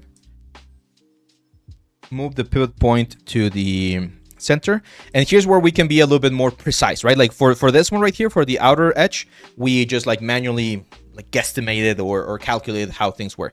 In this case, I can count. I can be like 1, 2, 3, 4, 5, 6, 7, 8, 9, 10, 11, 12, 13, 14, 15, 16, 17, 18, 19, 20, 21, 22, 23, 24. So we have 24 little like windows right there. If we divide 360 by 24, we're going to get 15. So it's 15 degrees of rotation. So the only thing I need to do is go to Edit, duplicate the special, and I'm going to set this guy right here to 15 degrees on the rotation. And we need 23 copies because we already have one, and it's going to be 24, and we hit Apply. And if we do that, as you can see, it completely fails because it's not on the Y-axis that we needed right here. It's actually, in this case, on the Z-axis that we need, and we hit Apply. And there we go. So by doing that, as you can see, we now have all of the 24 like objects that we need, and we can just position them where they're going to be living, which is right here. Okay, so duplicate the special. Again, if you know the exact angle that you need, it's really, really, really handy. Just going to combine all of them, and there we go. We got that extra little detail. Almost done, guys. Almost done. We just need to do the little flower here and the final like thing for the flower. So again, this one's fairly simple. The center of the flower is going to be right there. That's going to be the center of the flower. And for the petals, I'm probably just going to be using, and we can do again quadro or something like that. It's a very sort of like round thing. So I'm just going to do this with my shown this before. It's the Create Polygon tool. So I'm going to go with this one. It's a little bit more like normal. I'm going to do 1, 2, 3, 4, 5, 6, 7, 8, 9. We're going to get this shape right here. Then I'm going to center the pivot point of this shape. Move the pivot point to the center here and rotate this guy until it's as centered as possible, right around there. I'm gonna mirror this so we get a perfect like petal. As you can see right here, it's gonna clean up the shape of the petal quite a bit. And now it's just a matter of cleaning this thing. Easiest way to clean this thing is as follows. I'm gonna delete that edge, grab this thing, and I'm gonna do an offset to create a little bit of a border. Delete those faces, and we're going to be left with this border, which is perfect quads. Reverse this thing, and now we just fill this in, right? So, for instance, here we can just say mesh, fill hole, and use our cut tool to go from here to here, from here to here, from here to here, and from the top to here. That's it. That pretty much generates the shape of the, like a perfectly nice, clean, quadded effect. We can even grab this guy right here, push it back a little bit to generate like the bevel. And as we start adding support edges, this shape is going to be working perfectly fine. There we go. So the only thing I need to do here, of course, is rotate it back to where it was. Maybe scale it up a little bit, as you can see there. And now it's just a matter of duplicating this thing right here. Duplicating this thing right here. This one, since we're going to be, again, like duplicating this thing all the way around, I need to really clean it. Neos 120 with the donation. Thank you, my friend. Thank you, thank you. It says, vengo llegando de una fiesta, estoy desvelado, me iba a dormir, pero encontré tu directo. Aquí tengo 2 horas, quiero ver todo el proceso. Dale, brother, aquí andamos. Muchas gracias. He says he's just, you were partying on Thursday? He's coming from a party? and yeah, like, and now you're gonna come here to enjoy the 3D process. There we go. Something like that. Now, this one's I'm not going to mirror because I do want to have a little bit of variation. Like, I don't want these things to be perfect. I'm just going to rotate them, duplicate them, right? And the flower is going to be slightly different across the whole thing, right? This is the kind of stuff that can really help some of your pieces be a little bit more organic, more natural. Because this is something that one of my teachers, his name was Max Dayan, really good artist as well. He used to say that one of the issues with 3D is that it makes things too easy. Or not too easy. It makes things too perfect, sorry. He like, whenever you're modeling and babbling and doing all of this kind of things, the elements that we create, they tend to be really perfect, right? Like there's no, like absolutely no like a human error or imperfection. And that's not something that you want to have on the things, because more often than not, right, in the real world, things will have a little bit of, they will have a little bit of imperfections, some imperfections. So if we take that into account in our processes, we can make things that look a little bit more believable. Right? Not bad so far, I think. Not freaking bad. Isn't that too much poly though for games? Yes and no. Like, again, technically nowadays, game engines can handle a large amount of polygons. Like, they can really, like they don't mind having this many polygons on your assets. So it is possible to just take this straight into Unreal, straight into Unity, as long as you're not doing a game for like the Switch or like a phone game, right? However, we're going to be baking this down. This is the high poly, and this is what we're going to be baking down into a low poly, and this is going to be just like a flat surface, right? Like, we're not even going to do like thickness. If I had to optimize this a little bit more, one of the things that I would definitely do is just remove all of the back faces. But again, it's perfectly normal nowadays to be working with higher poly counts. So don't worry too much about the poly count. It is important to take poly count into account, of course. But it really depends on the project. Goofer Music, what's up, my friend?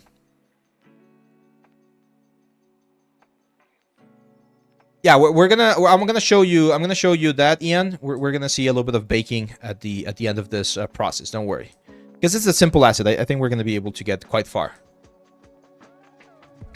Yeah, the shader is really good. I learned this from a very good friend of mine, and here it's a very simple shader. It's a funk shader. You bring the color down so it's really dark. You change the specular color to whatever color you want. You can be using, again, like a blue color, red, rain, orange, whichever one you want. And then you bring the cosine power quite low so that you can see more of the highlight. And this is a really good way to see if there's any pinch or any sort of like bad effect, okay? So yeah, it's a cool shader. Really cool shader.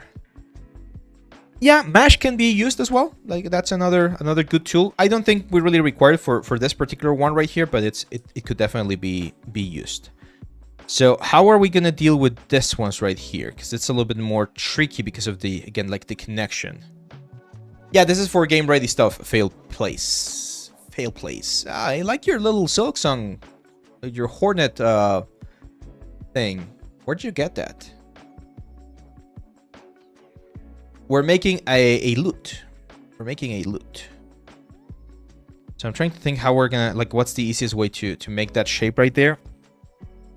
I think similar to what we did before. So I'm gonna grab a cylinder.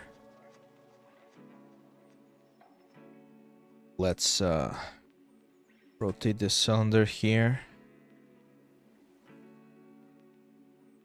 Find the curvature of the cylinder right there. Then I'm gonna delete all of the faces that we don't need. Those guys right there. Here. Control E.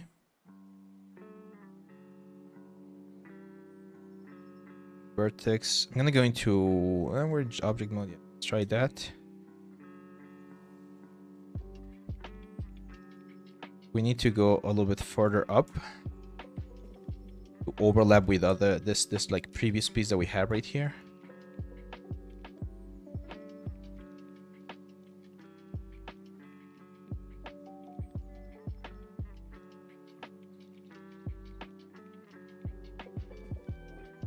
Around there. Oh. There. Of this faces here. Push them in. I'm gonna grab this guy, this guy, this guy, this guy, and this guy, this guy, this guy. This and this. Oh wait a second. What happened there?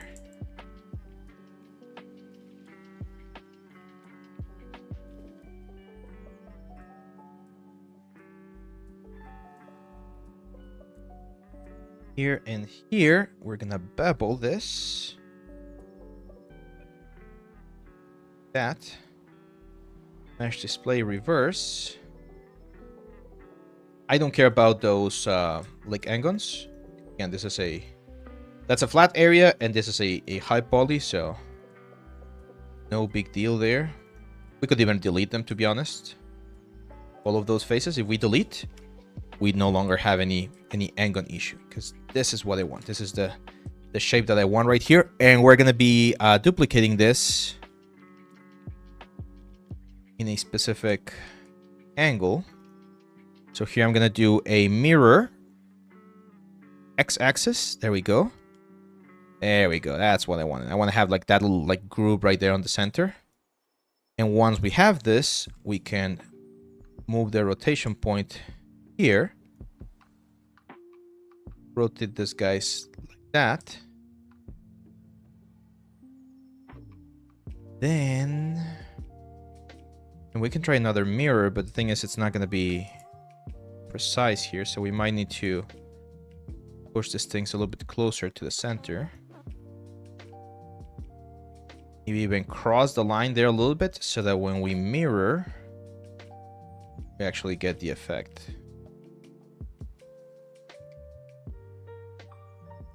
And then do that again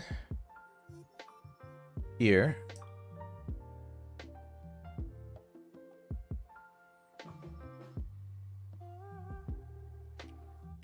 This guy's in a little bit. I want to fix a little bit of the angles here.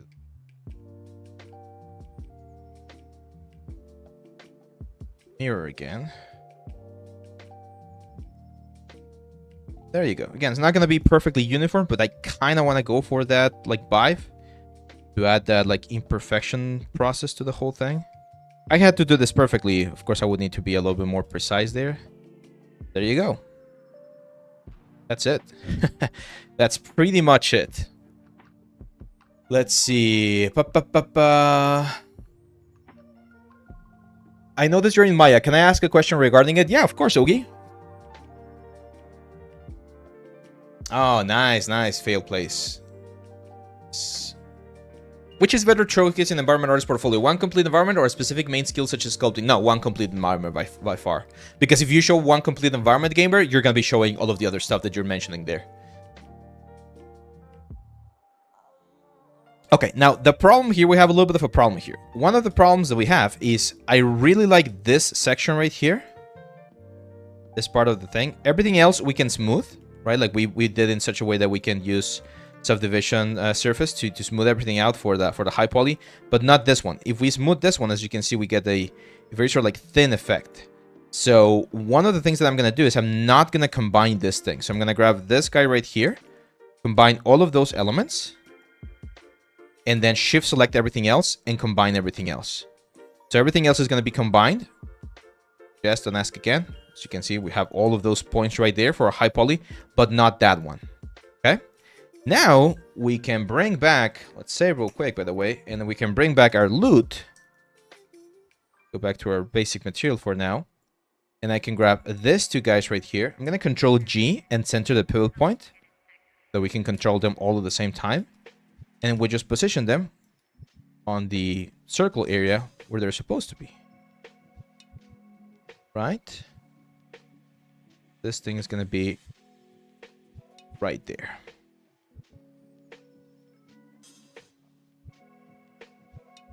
There we go. Look at that. Beautiful. That looks great. Yeah, I really like how that looks. We can hide this one and bring back the other image plane. And now we can start working on some of the other pieces. Right? Of course, again, as I mentioned, on the high poly of this piece right here, I'm eventually going to be adding more stuff. I do want to add something here, though. I'm going to add a little bit of a border. This is very common for this kind of like hard surface stuff. There we go. I don't think this is going to be noticeable on the bakes, to be honest. That's a good practice to just like have that area. All this work to end up as an alpha texture detail, right? Yeah, it's unfortunate. But here's the cool thing. And someone was asking about this. It's like, what if I want to use this particular like element and I want to, for instance, have it around the sphere, right? Well, an alpha on a sphere would be very complicated. So this is where this thing can really work. So if this thing is going to be on a sphere, and a magical piece or whatever,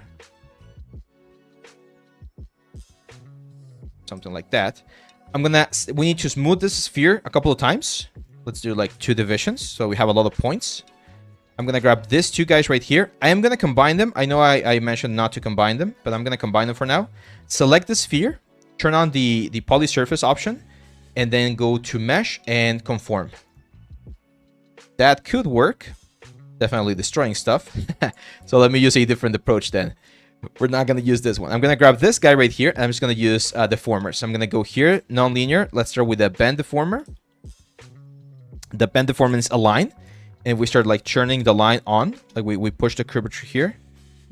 You can see that we're gonna get a curvature right there. We can rotate this curvature so that it's facing down, and we should be able to conform it to the surface right there.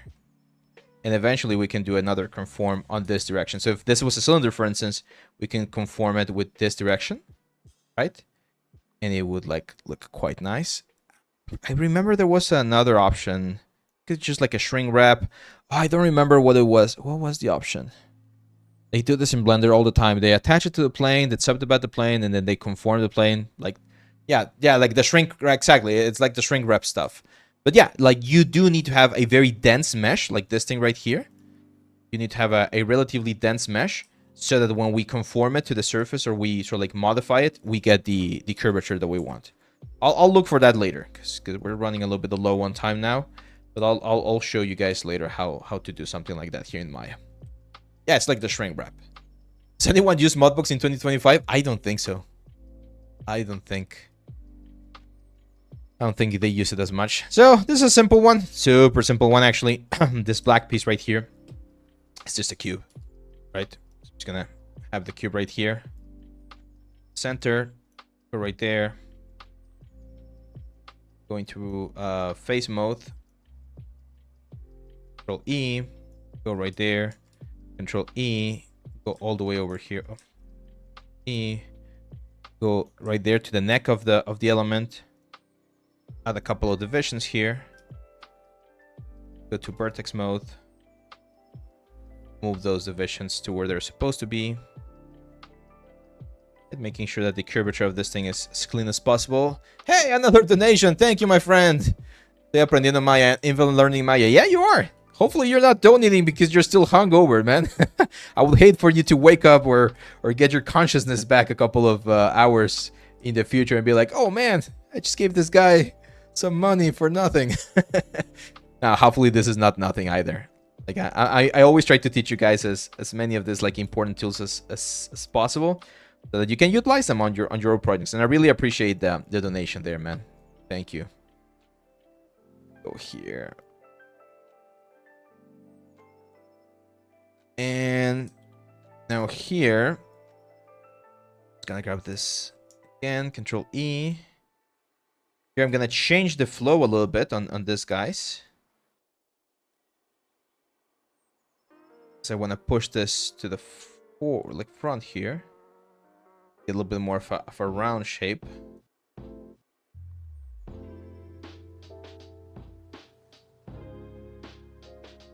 And I'm gonna show you how to fix, because we're gonna get like a very sharp corner in just a second, which I hate.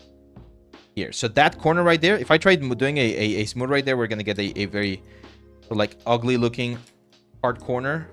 Seems to be like very thin. Gonna make this really thin. Not super thin, right? Oh my god. You guys see that? That's horrible. I'm gonna grab this faces very quickly. Just shift select, delete. Grab the whole object and just snap it so that it's perfectly flat. There we go. And now I'm gonna push this up.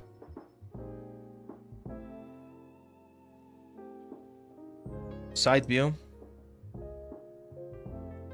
Right there. And what we're gonna do to sort of like soften this up is says my credit card is asking me to make 3 minimum purchases of 50 pesos before the 18. Well, I'm glad I can help you with your personal finances then. In some way. Thank you, my friend, for that donation. Let's go here. Mirror.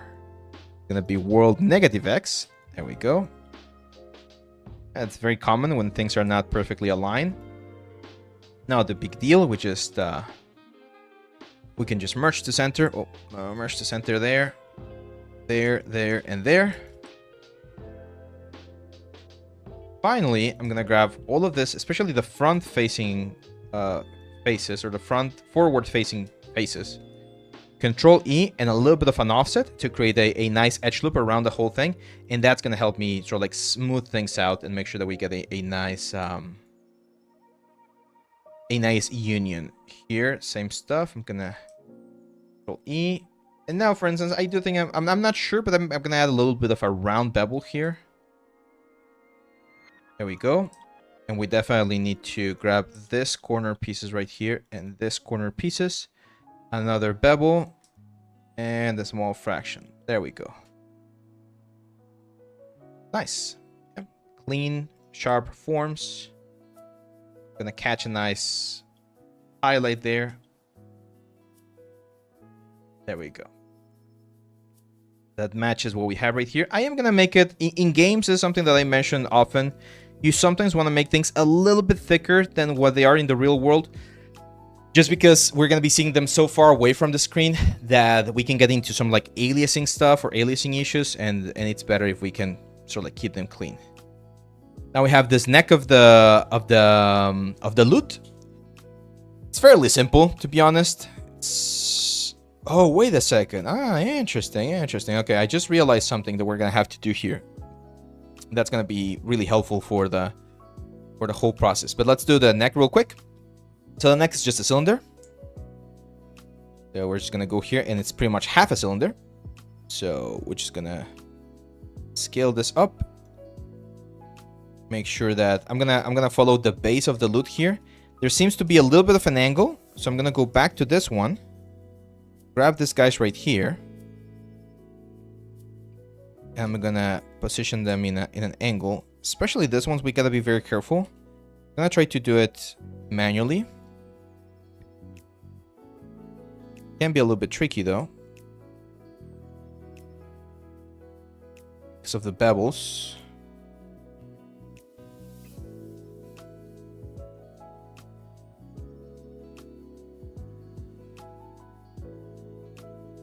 Just down here.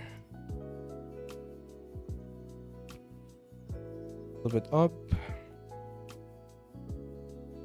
Yeah, it seems about right.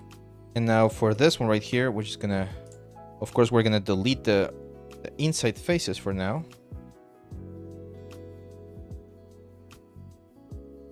Delete those for now. And I need to make sure that these points are going in the right direction. This one's gonna go right there. Go this one, we need to push them in a little bit.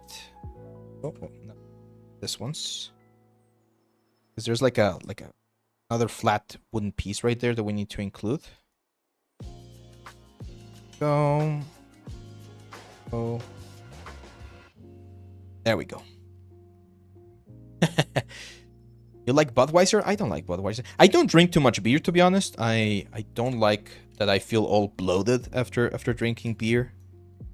If I drink beer, I'm really craving for a beer.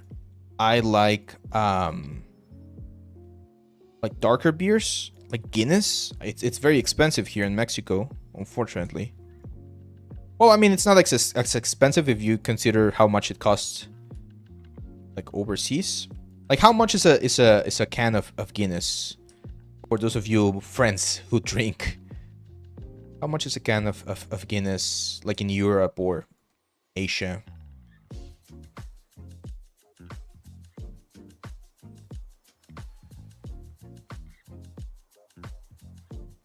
I grab, actually, again, to make things easier for us, let's delete these things right here.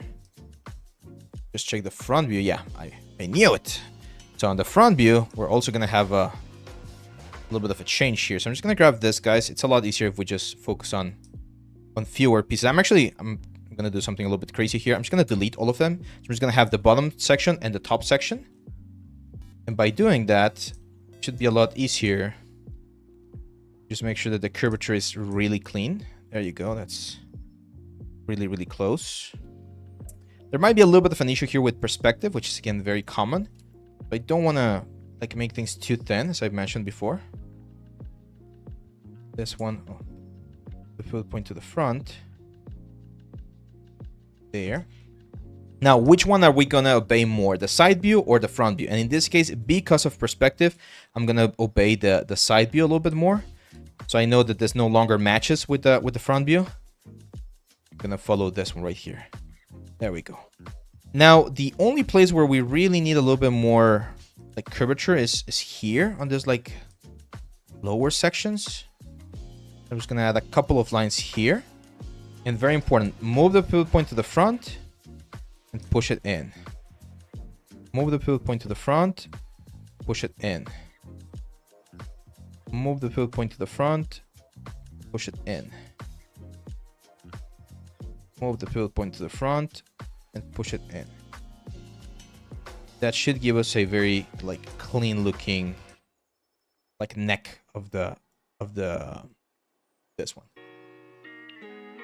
In HEB, sometimes they sell it. In some restaurants they do sell it as well, but it's like 100 pesos, so like $6 for a can, which I don't think it's that bad.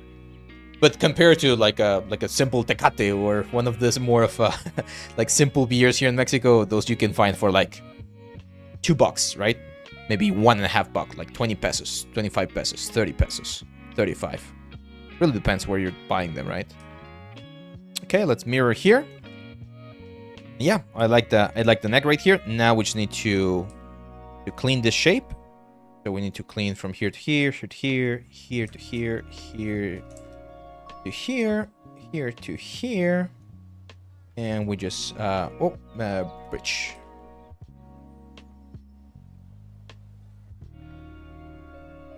Bridge. There we go. On the caps right here, again, just keep it simple. No need to overcomplicate stuff. So we're gonna divide this a couple of times, and we're just gonna bridge from one side to the other on both sides.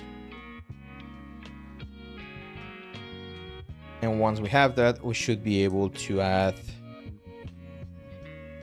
one division there,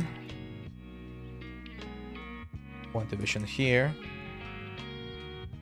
Can go from, do we add one more?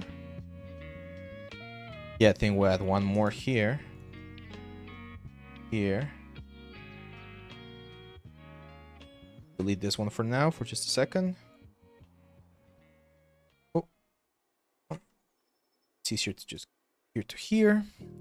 Because remember, it's a flat area. In modeling, flat areas are our best friends. Because in flat areas, you can have whatever you want. It's always going to shade flat. You're not going to have an issue. 50 right there. 50 right there. This one goes here. Here. This one goes here. Oh. Here. Here. This one goes here. This one goes here, and this one goes right there. Awesome. That's pretty much it. Now we just bevel. So I'm gonna grab this full edge right here, this edge right here, this edge, that edge. Same stuff over here on the top part. And we just bevel. 2 segments and a small fraction. That's going to give us a very clean neck here for our lute. And that's that border right there. That's what we're looking for. We want to have that border. Now here, when I clean this up a little bit, I'm actually going to clean the neck. So what I want to do here is I want to make sure that when we smooth this, so this guys, I'm gonna extend them a little bit so that the border right there, like a very, very clean border. So a little bit right there. But the connection looks very, very clean, right? Especially when seen from the side. Should be a very, very clean connection. Maybe I will push. Oh no, you know what? Like those are the strings. I got confused. So we do have a solid piece of wood here. Got confused by the strings. We do need to make sure that this one right here matches with the flat element, the flat surface that we need to have right there. That's it. Again, we can try the nice little Fong material that we have right here. Give it a quick check. And make sure that the surface is very clean, right? Very flat, very clean. Beautiful. Love it. Have you noticed an uptick in people wanting to learn game dev modeling since Blender has become yeah, and not just because of that. I mean, you guys need to understand that the population in a world population side of thing, we're more people. There's more people in the world, right? So it's obvious there's going to be more people doing games. It's obvious there's going to be more game offers. If you go back 20 years when we were younger, when we were kids, the only big publishers or the only games that you would get were like big publishers, and then these sort of like the indie scene started getting like developed, and people were like, "Fuck it" or "Screw it, I'm gonna do my own game," and the community started growing quite nicely, which is great. Like I love the fact that we have that community now. But yeah, it's quite obvious that we were gonna get that sort of like effect. So yes, the community is growing, and again, that I think that's a good thing. So now here, what I'm gonna do is I'm just gonna duplicate this piece. I'm gonna add a cut a little bit lower, probably like there, in the middle of this thing right here.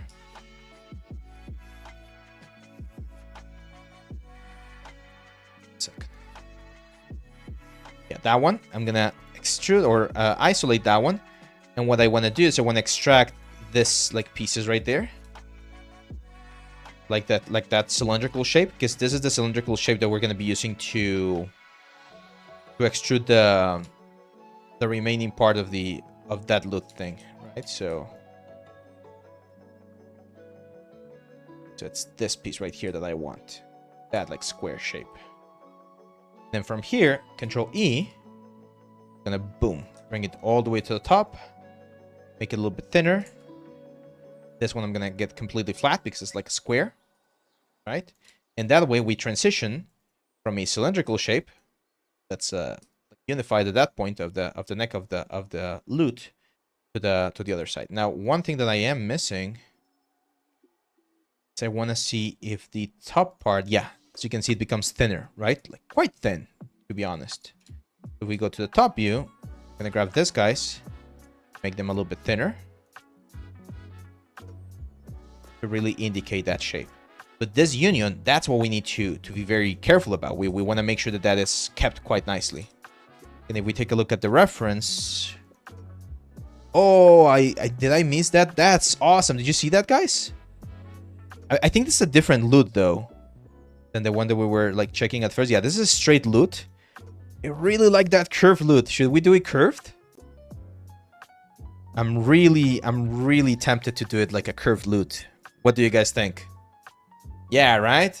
Yeah, I definitely think. Yeah, let's do it curved. So I'm gonna keep it very simple here. I'm just gonna grab these points, push them up a little bit, and then it's just a matter of adding a couple of divisions here. And then just like pushing this one down a little bit and push this one up a little bit. And then this one sort of like helps with the whole thing. That's going to give us the sort of like curved effect. Now, one thing that I need to do is, of course, the inside of this loot here. So I'm going to give it a little bit of thickness there. Not too much, just a little bit. And then this face, maybe a little bit thick again. Following the like recommendation that I gave you guys earlier, I'm going to keep that part a little bit thicker. Set another cut right there. Let's go to the top view. It's gonna be easier this way. I'm gonna grab those guys, those guys, those guys, and those guys. Let's delete those. Now it's just a matter of grabbing this guys and bridging to get the actual like frame of the loot right there.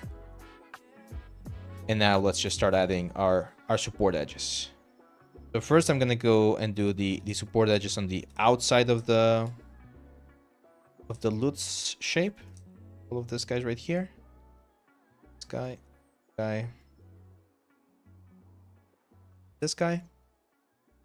Should be it. Bevel, 2 segments.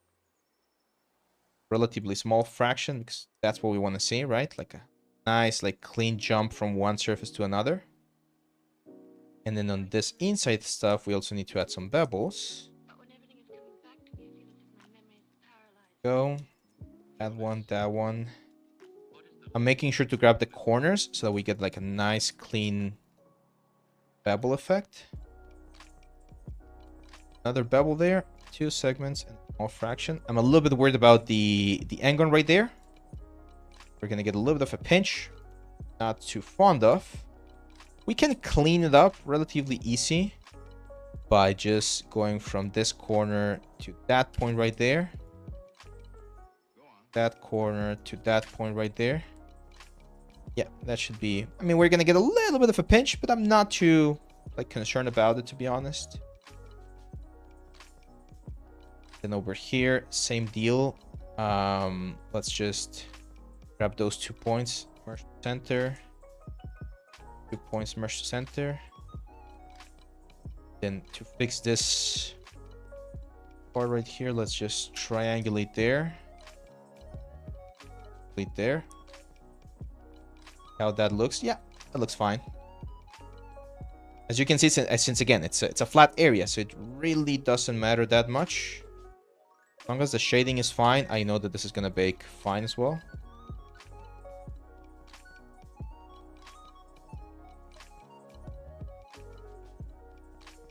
Deal over here. Go. There to there. There, and then these 2 guys merge to center. There we go.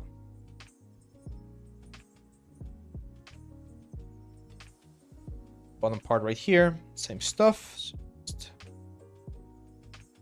that corner up. And that corner up. This shader is very easy to do. Very, very easy to do. Just grab the object. Go to add the funk shader. Funk shader. Low color. So very dark color. Low cosine power. And any color that you want right here. We were using this other orange a couple of minutes ago, and it's really, really good. You can see, you can very easily detect those like pinches or any like weird elements that we might have. Now we're gonna have a little bit of a tricky situation here. So I don't want to do this twice. I can see that the loot has 10 quartz, and in each of those quartz there is a hole. There is a hole, and unfortunately that means that we're gonna have to have 10 holes across the surface because one of them goes into each element. This is one of those situations where I'm not entirely against like booleans. So what I'm gonna do is, but there's again like other options that we can do. We do booleans. Oh man, I really don't want to do booleans right now. Really don't want to do booleans. Problem with booleans is that you need to do a lot of cleanup. I'm feeling lazy right now. I don't want to do all that cleanup. But let me show you one. I'll do one boolean and then, or I'll do all of the booleans and then you guys, and I'll show you how to clean one of those booleans and then you guys do the rest of them. Okay. So what I'm gonna do is I'm gonna add one middle line right here, and I need to add the holes for the elements. Best advice that I can do or give you guys when you're doing booleans is make sure that you're working with as little polygons or as little geometry as you can. If you do 8, for instance, in this case, that should be more than enough.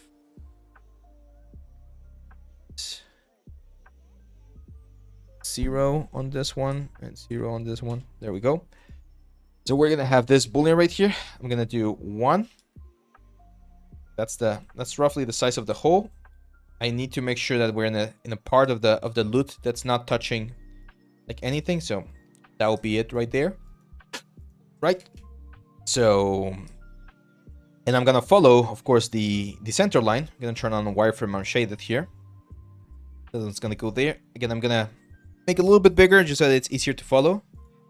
And I know that we need to have 10 of this.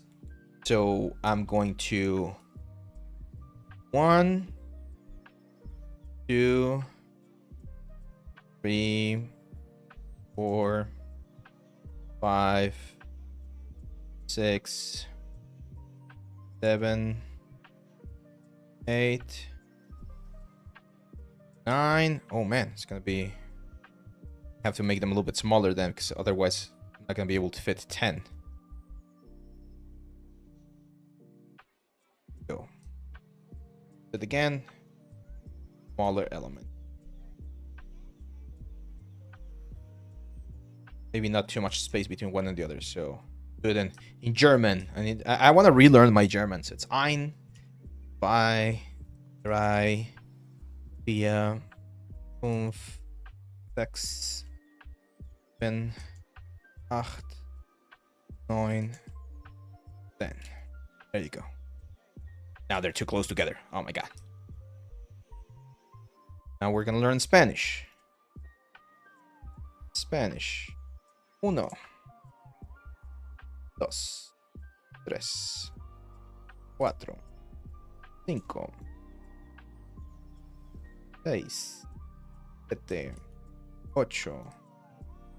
8, 9.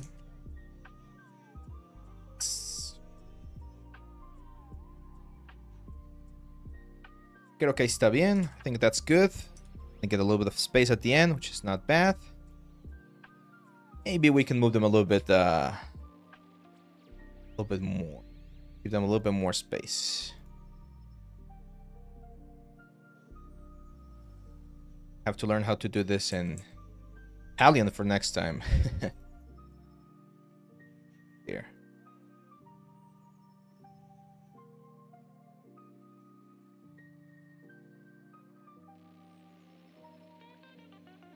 Okay. So we have all of those guys right there. I'm gonna grab all of them. All of them.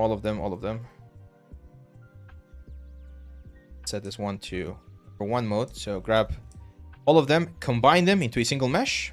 Let's save before anything bad happens. So file, save scene. There we go. We'll grab out 1, 2, and we're gonna do mesh booleans difference. So it's A minus B. As you can see, we get that.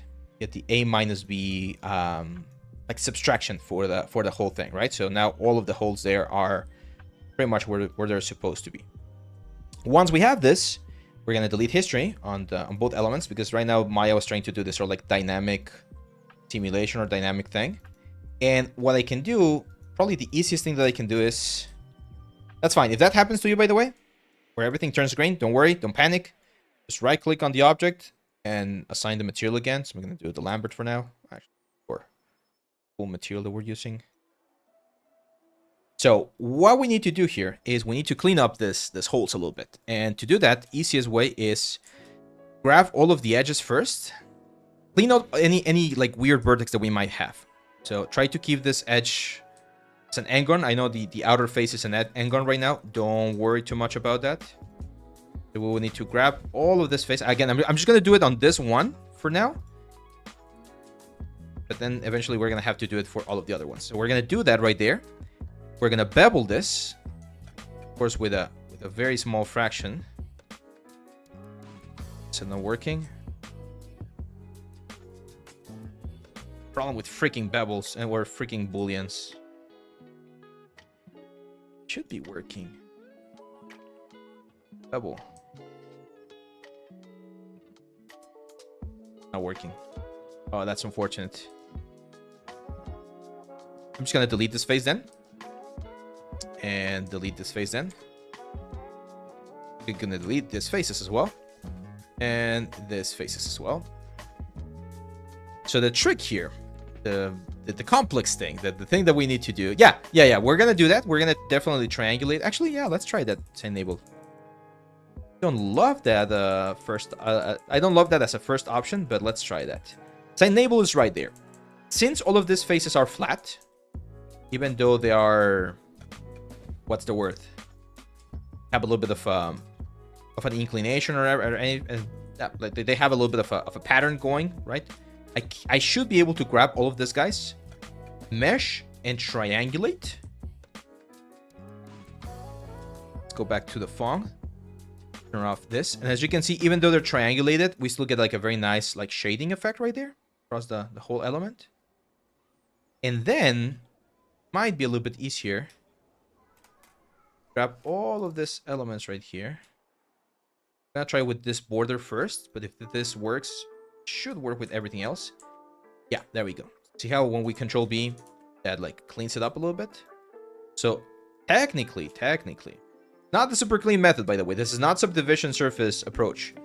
We wanted to do this like very, very cleanly. There's other methods that we need to utilize. But technically, there we go. I can bevel this thing. Oh, see, that's interesting. I beveled both elements. It's not letting me be a little bit more aggressive. Yeah, no. This is a mess. This is a total mess, guys. Now, yeah, it's enable. You are right that it is possible to use a triangulation method, but it's going to give us a very ugly result. So I'm going to show you a slightly different one, okay? So here's what I'm going to do. We're going to go. So we're going to do a little bit of cleanup here. I'm going to delete these faces. All of these faces right here. So we're going to have the floating like cylinders right there, which are still something that needs to be attached to like a flat face, which is it's a good thing. I'm gonna grab all of the edges, all of them on the cylinders. All of them.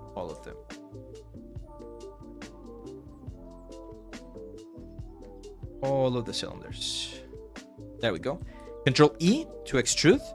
And what I'm gonna do is I'm gonna extrude out a little bit, like that. See that? So this is what we should get. We should be getting a perfect like loop, and we're gonna delete all of this like extra little faces that we have. It was from the Boolean. It was going across this thing right here. So we're gonna delete all of those things. All of those things.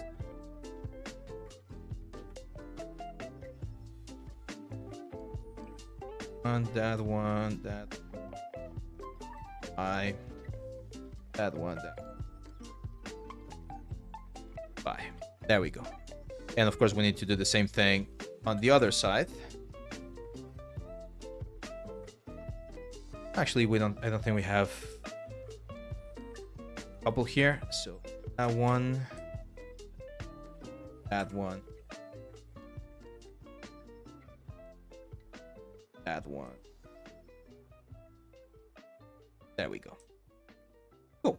So now, as you can see, we have the proper holes. They are exactly on the surface that they need to be. And now the only thing we need to do is start like attaching those that sort of like match. Those two right there. This two right here. That one. This two right here. That one. This two right here. Oh my god. How did I forget so many? Two right here.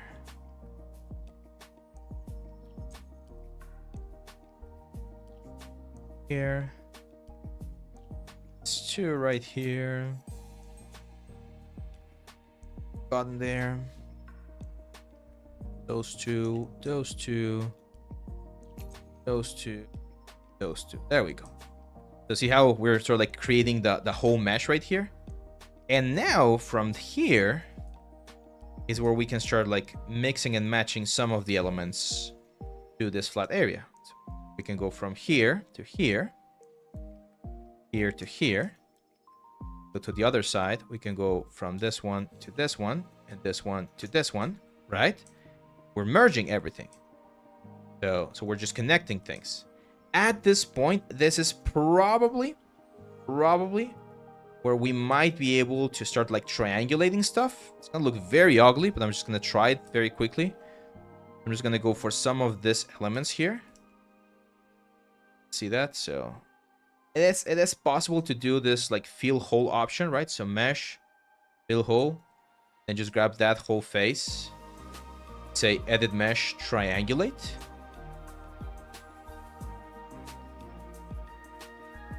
And as long as we don't see any, see that? We're seeing like some very, very stretched out like elements. But that's not ideal. So the good rule of thumb here would be to start adding a couple of like divisions here, especially to the top parts, right? Creating the curvature and just like finding the best possible place to stitch these faces. For instance, here, this is still like a very flat face. Fairly easy to just add one division right here. Go from here to here and attach it. Go from here to here and attach it. And then, yes, you can have a little triangle. That's fine. That triangle is not going to be any, like, we're not going to generate any complication, right? But in other places, like, for instance, right here, be a little bit more careful. Because once we start, like, bending stuff, that's when we're going to be getting some, like, pinches or things like that. And you guys see now why this is it's a good method. Very time consuming. It's gonna generate it's just gonna take a little bit longer to really be able to clean all of that. That's it. As we keep going through this thing, we're gonna have some very clean like holes right there for our loot, and the subdivision should give us a relatively clean result. How am I going to do the low poly? That's a great question. To be honest, this is probably going to be my low poly. Like, again, it's not an object that's going to deform, so there's other rules that we can sort of like follow with this. Another option might sound a little bit weird what I'm about to say, but once I have like a very clean high poly, I might just smooth this very heavily, bring it into Zbrush, and then use series measure to just generate like a low poly. and it's going to like respect the holes and the silhouette and everything very, very cleanly. So that's another option.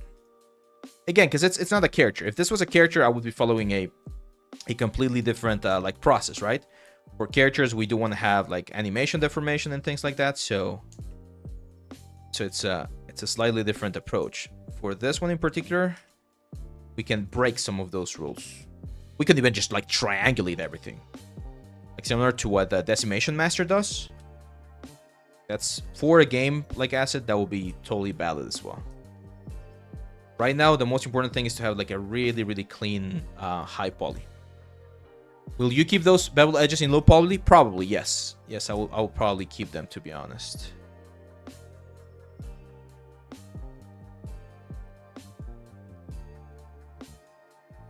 Let's bridge that. Bridge that. Yeah, what I'm like focusing on is just making sure that the triangles, if I'm adding triangles, that the triangles are not super big on this particular element. And if I can ensure that, then it's gonna be a lot easier to finalize this asset. Right?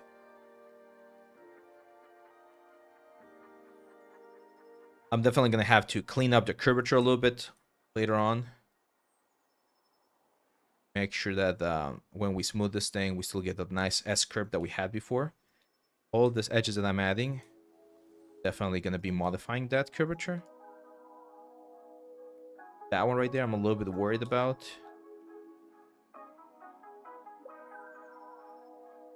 Have to go side view, and all of this like edges that I'm adding here, I have to clean them up a little bit. Am I going to texture this in Substance? Yes, I'm going to texture this in Substance. I wish you model in Max. Love your work, nonetheless. Thank you for everything you do. It helps me a lot. You're welcome, my friend. Oh, Maya hasn't progressed a lot in the past years either. So, yeah. Or start from self-division, then reduce. Yep, that's another like great option. Like just go in this one and start like reducing and changing some of the elements. So, I think we're going to leave it here, my friends. As I mentioned, I really don't want to go through all of the cleanup process.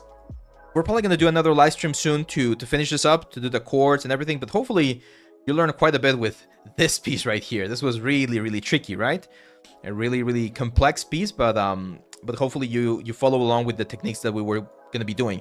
And this is the kind of stuff like people often ask me on portfolio review, which by the way we're gonna have very soon, 2 weeks from now.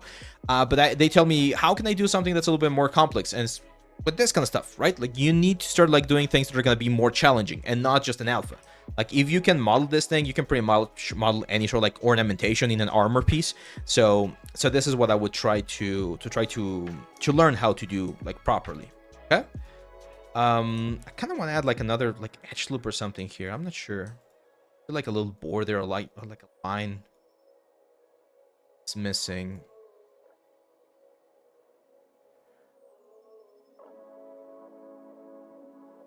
Control E. Just offset this a little bit. Control E. Push it a little bit there. I don't know. I'm not a loot player, but I feel like that little border there could help. I know we're also missing like a support, like wood that this thing has here on the bottom. Do that as well. So yeah, it's not that bad. I think we're in a good position for now, right, my friends? So this is it, guys. Thank you for hanging here for this live stream. I gotta go and keep working on some other stuff, but let me know if you like this, if you want me to continue with this one. We're definitely going to continue with the character. Remember, this is a loot for this character right here. Definitely need to polish this guy a little bit more. And yeah, we'll come back later. If you want, of course, to learn a little bit more about the 3D world, you can check the website with all of the courses where we teach basic modeling, basic sculpting, texturing, all that stuff. Have a great weekend, my friends. And don't forget, always learning. Oh, there we go. Always learning, always improving. I'll see you back on the next one. Oh, Ian has a question. Wait. We're not going to leave until we answer Ian's question. What's your question, man? I missed it. Let's see. Can't find it, man. Oh, there you go. Abe, which one of your courses do you recommend for sculpting? I'm not really a beginner, but I'm really horrid. My goals are creatures, humanoids. Oh, there you go. That's a good question. Here. Let's quickly go over the courses. So I have 3 main sculpting courses: the Zbrush for iPad, the Oni character course, or sorry, 4 courses: the Anatomy, the Oni, the Zbrush for iPad, and the hand-painted 3D characters, which is the full pipeline. If you already have some experience with that, my friend, I would recommend the Oni one. Like if you want to like focus a little bit more on characters, start with the Oni, because I teach a lot of the fundamentals that you might need for that kind of sculpting. And then if you want to refine more anatomy, then you jump onto anatomy for a 3D artist. If you like stylized stuff, then the pirate one is definitely a good one. People are really liking this course. It's one of my favorites, to be honest. But this one does focus a little bit more on the hand-painted approach, on really heavy optimization, and the goat, and the goat. Why did I see the goat? I just read your message, Pradeep. And the goal is to have a game-ready character. There you go. Yeah, we have a new transition thanks to our good friend Alan here. So yeah, my advice is, if you're starting Zbrush, this one, Zbrush stylized character, that's the one to go for. If you already have some Zbrush knowledge and you want to refine anatomy, then anatomy for 3D artists. And if you want the full pipeline, then the hand-painted 3D character for games. Even though it goes very low poly and very stylized, it still teaches a lot of like important sculpting fundamentals, I would say. So yeah, that's it, my friend. Hope I was able to answer that question. And thank you, everyone. Make sure to join the Discord. Make sure to follow us in socials. If you're here on YouTube, follow, like, share, subscribe. All that kind of stuff really helps. If you're on Twitch, same stuff. Following really helps us to bring this 3D knowledge to more people. So that's it, my friends. Thank you very much. I'll see you back on the next one. Bye-bye.